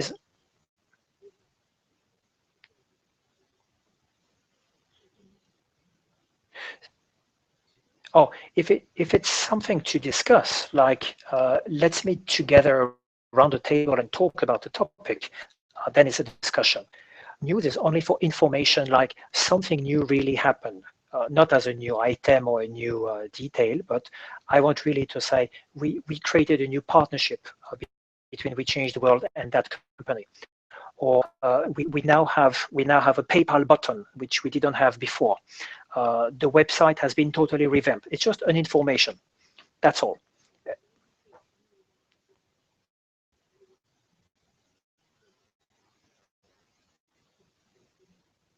Yes, exactly. You would open a discussion, because it's not that you impose. You would say, I have a suggestion. So you would maybe select the category suggestion, and then others will be able to comment. So then we initiate you. That's your feedback, your advice, but you open up to a whole discussion about it. If it's a straight one-to-one, you can just do a chat and you say, hey, Yannick, by the way, you should do that. It's not open to discuss with everybody. It's just a suggestion you make to me.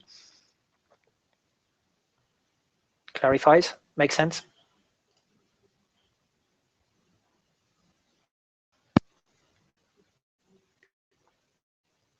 Exactly.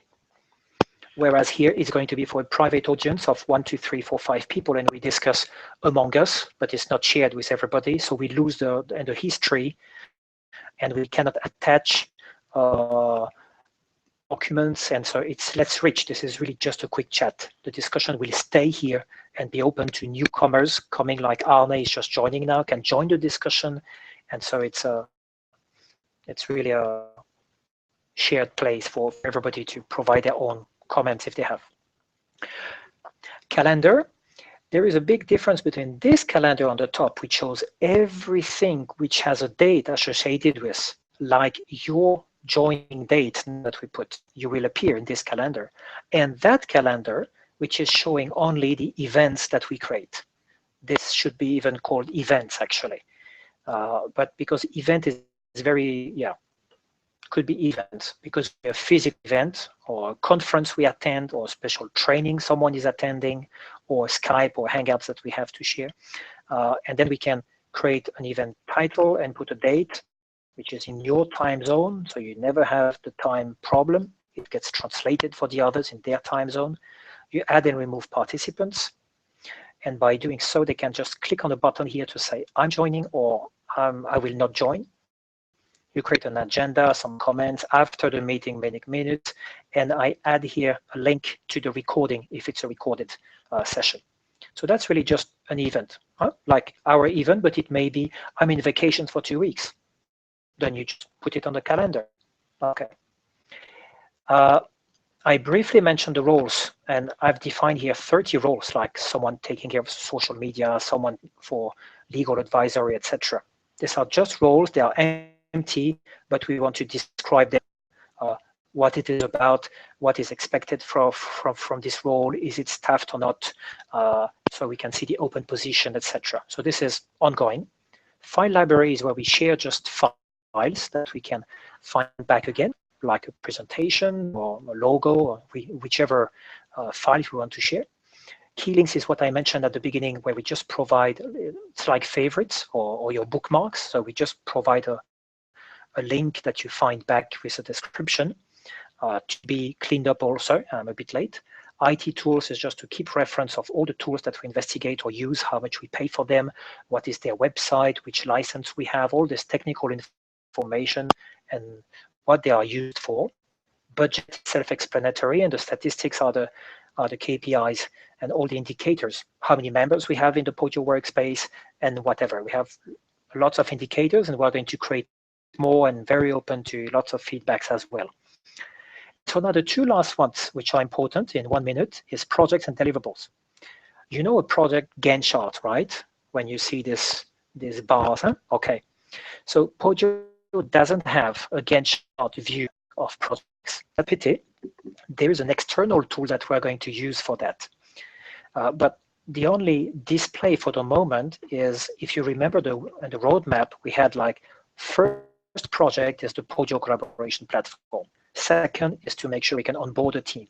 Third, we have a lot of material we want to share, etc. So these are the main projects. And then we have the sub-projects, like 1.1, which are sub-components of these big projects. So this is where I see all the projects and sub-projects by phase. So this is the phase 1 that you remember maybe on the roadmap, and then the phase 2, and then the phase 3.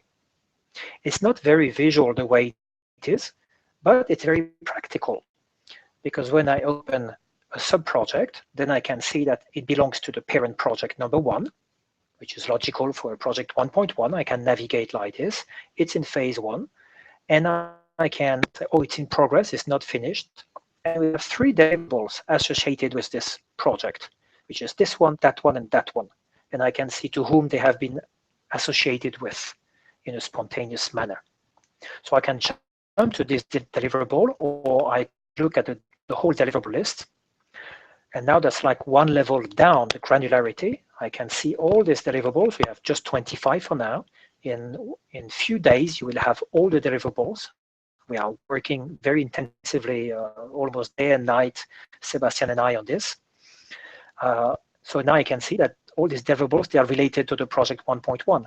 These ones, they are related to 1.2, etc.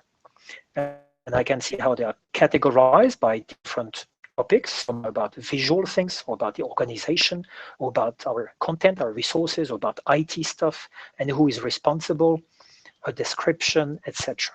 So this is our project management system, projects, sub-projects, deliverables, it will be represented in a Gantt chart view very soon. We are working on it. It's really a matter of days now, so we can see that in a much more graphical way and see them through time. So we see which project and deliverables did you when and done and how much progress we have done for each of them.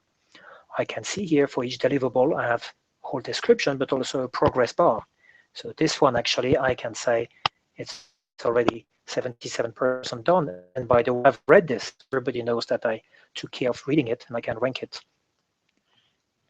So that's where we're going to work. So now when you work on a certain deliverable, then, for example, here, designing the logo, then I would suggest that from the deliverable item, Melody and Claire, working on this, would share their comments and discussions about this item here, so anybody can refer to it and add their own comments.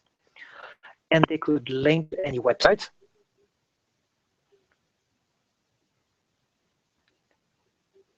Under deliverable, I would place the comments, I would add comments on the right side on the comment pane about deliverable. So that's the discussion about this deliverable.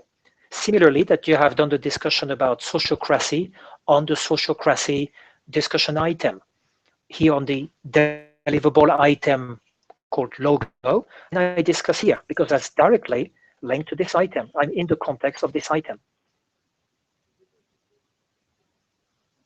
There is no need to open a discussion if it's to discuss about this specific thing.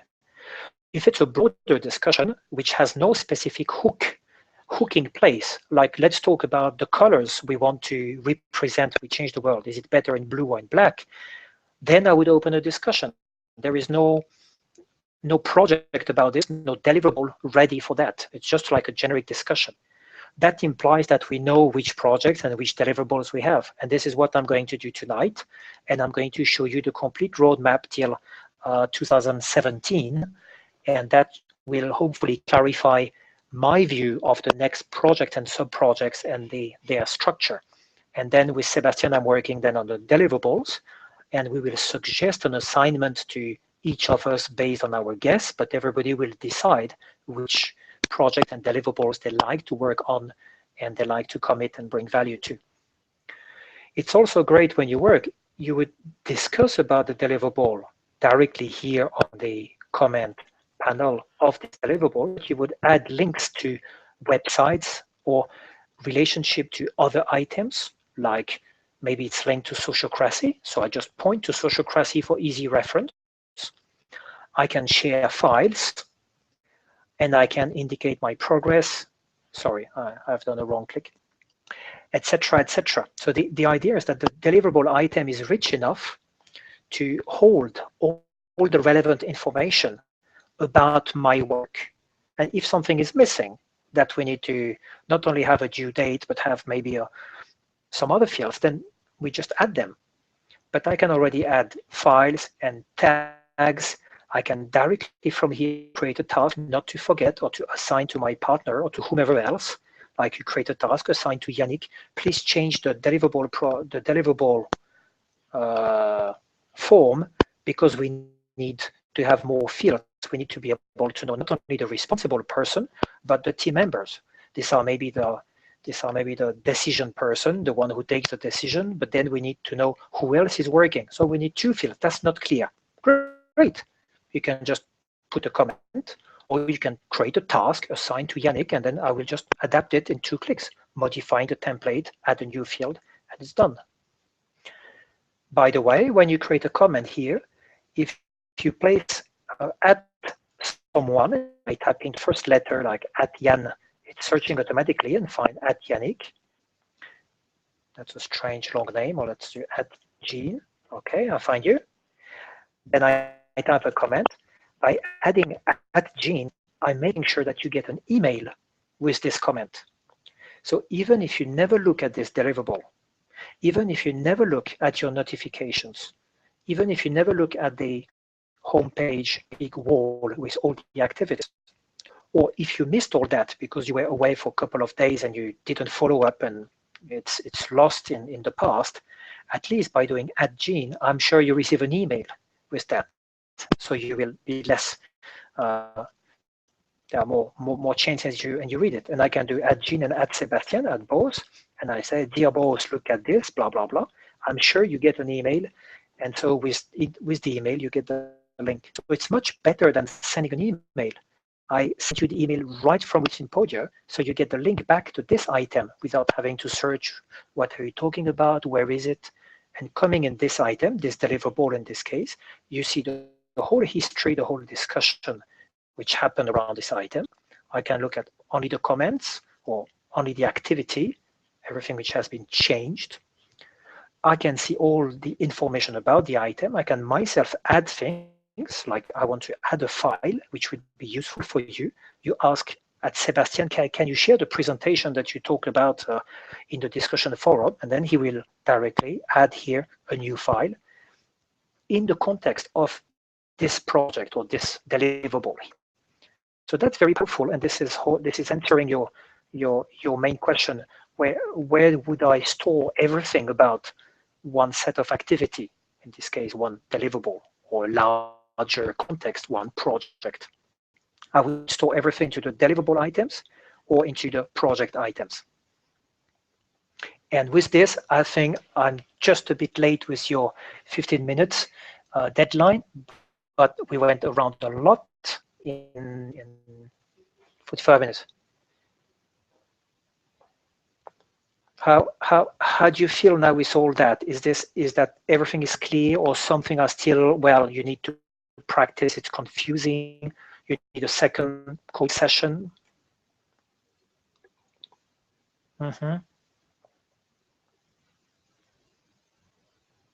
So basically, as a conclusion, you never need to create anything to start here.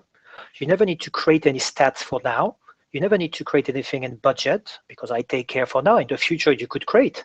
For example, I spend $50 to buy this software, and this should be paid by We Change the World. So somehow that's an investment from We Change the World, and I take from our budget and I transfer the money to you. So this will come, but for the moment, probably you don't need to create any budget item. If you have great IT tools to share, you can always create new, but I think we have a lot already. The links we create, and the main links that everybody should have just right below the mouse without having to look for, so no real needs, but always open. You can create files, have a presentation, a document, a PDF, or whatever you want to expose, you can put it here. The roles, I will go on defining everything, and then we will co-design and work on this. You can directly contribute to your deliverable item or your project item, but the structure of projects and deliverables is currently this one, will evolve in the next days, so don't do anything for now. You create calendar items when you create a meeting. You create discussions when you open a general discussion to the board and everybody can discuss about it. Someone has to create new team members, but that's for the moment the people doing it through the internet automatically through the form we have on our website, or Claire or I creating this for them, so you don't need to do anything here. You can create a news like, this is a project status report, big news, we made some steps and blah, blah, blah. Have a look, by the way, at the deliverable, which is giving all the history and the details and the documents and the links. You can create some questions in the help section. If you feel to create procedures or guidelines, how to, and policies about how we work together, for example, you're only welcome. So in summary, you can create anything anywhere, but you don't really need to. There are a few places where you're focusing your work. You can read anything anywhere, but some things are not really relevant for you. So you may just say, I will not read that. You find an IT tool, you say, well, that's not interesting. You just check the box at the end. Either this is a business planning tool, which is quite fantastic. It's a bit costly, $300 a year. You may say, I have no interest in this. You click, I will not even read this. So I know that you saw that page, but you just keep it. You don't want to know anything about it. Then you can even directly not follow that. You don't want to be informed about that. Or you say, well, it takes a bit time. There are some links I saw. I will have a look later. So I know you have some interest, and at some stage you will read. Or you say, yeah, now I read it. I know everything about it. Here I can can see that Sebastian has not looked at it. Claire has looked at it, so I can discuss with her. I can say, hey, Claire, what do you think about it? So that's quite useful to always have this, have you read, and maybe put a rating. And be critical with the rating. Don't put 5 stars always. 5 stars means it's perfect, we don't need to look at it anymore. It's perfect as is. 1 star means it's crap, we need to just delete this, do it differently, it's unclear, it's not relevant. And 3 stars mean it's okay, nothing special to do, but the 4 stars are. As a conclusion, look, you can see on screen that Claire saying good night. I just want to say her good night. She's working very late. And I say bye-bye from you also, okay? She will have, okay. You're welcome, Jean.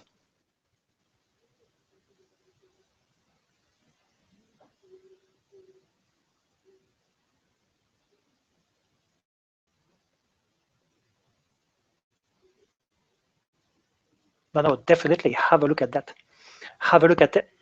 Have a look at everything which is in the start here. You have this orientation program. Follow the whole step.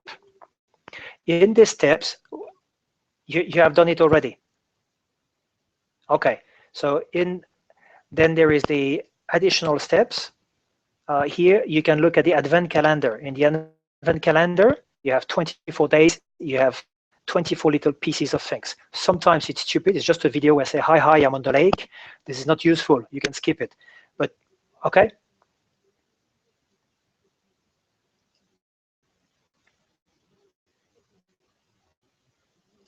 Okay. So now when you go in OneNote, you have seen this presentation about OneNote, where I explain everything about OneNote, and that's a place where I store a lot of material.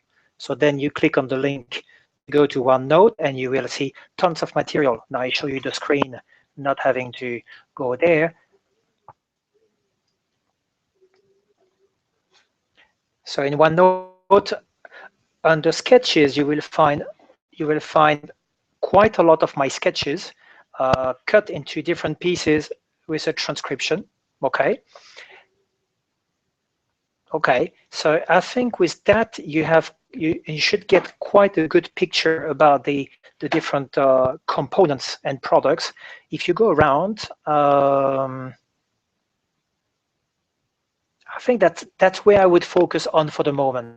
The rest is really supporting information here, which is not so necessary at that stage. So I think you have most of the material. I will share with you the complete picture. This what I call the storyboard, which is the whole story. What is we change the world, and which are the components, and what it brings, etc. It's just a sketch for the moment, but I will share with you this sketch right away, and I will share it directly on Podio and send link. That's one more component. In the next days, you will have 2 more components. One being the Gantt chart with all the deliverables. One being the roadmap that you will get normally today. Now it's getting a bit late, maybe tomorrow. And I will record another presentation in a nutshell of We Change the World. There is some new vocabulary, like you can guess now on my screen, the you, the can, and the act. The act, you remember, the can also, but the U is the new name for the resource center. It means the information and opportunity universe.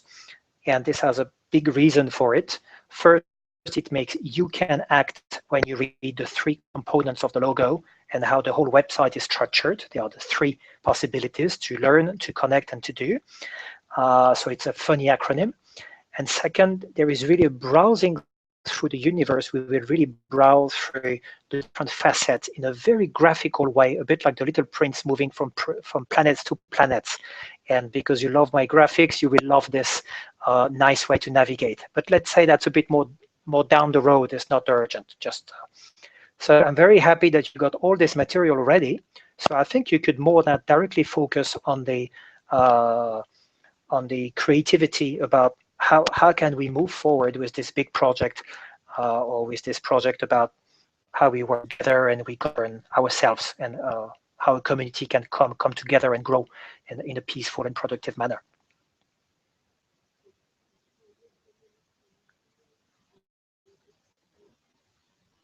Sorry? Yeah, yeah, yeah.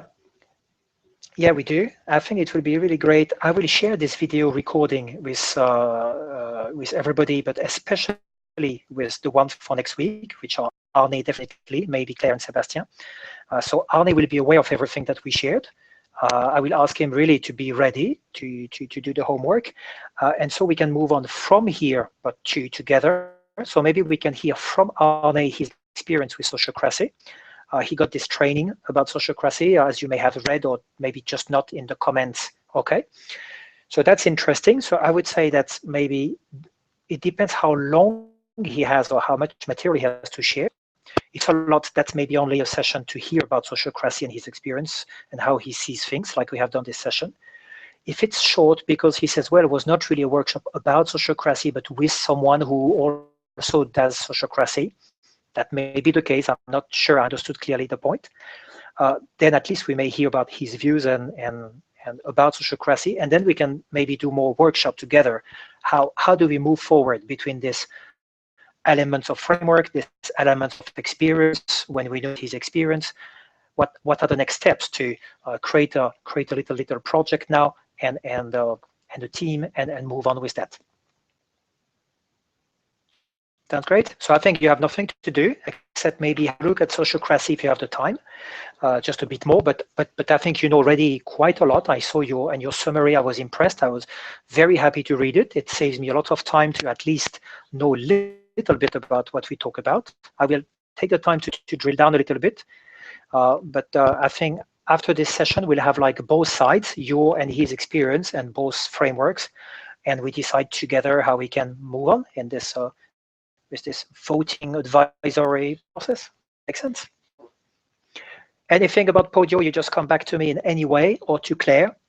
If it's more technical, more I don't know where, we are inventing this together. So it's not because you don't find that you're stupid and miss the point. It's probably because it's not done. It's not well thought, and we can just adapt the things. Okay, good. You've got to go. Many thanks, Jean. You're welcome.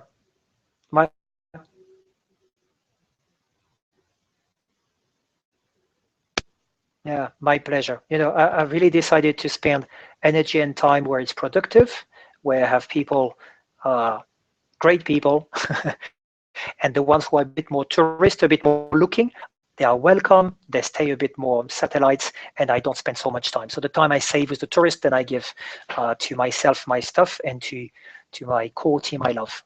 It was a real pleasure, Jin. It was very, very productive, very intense, and really nice. Thanks again. Sure. Run. Take care. Bye-bye, Jin. Cheers. Cheers.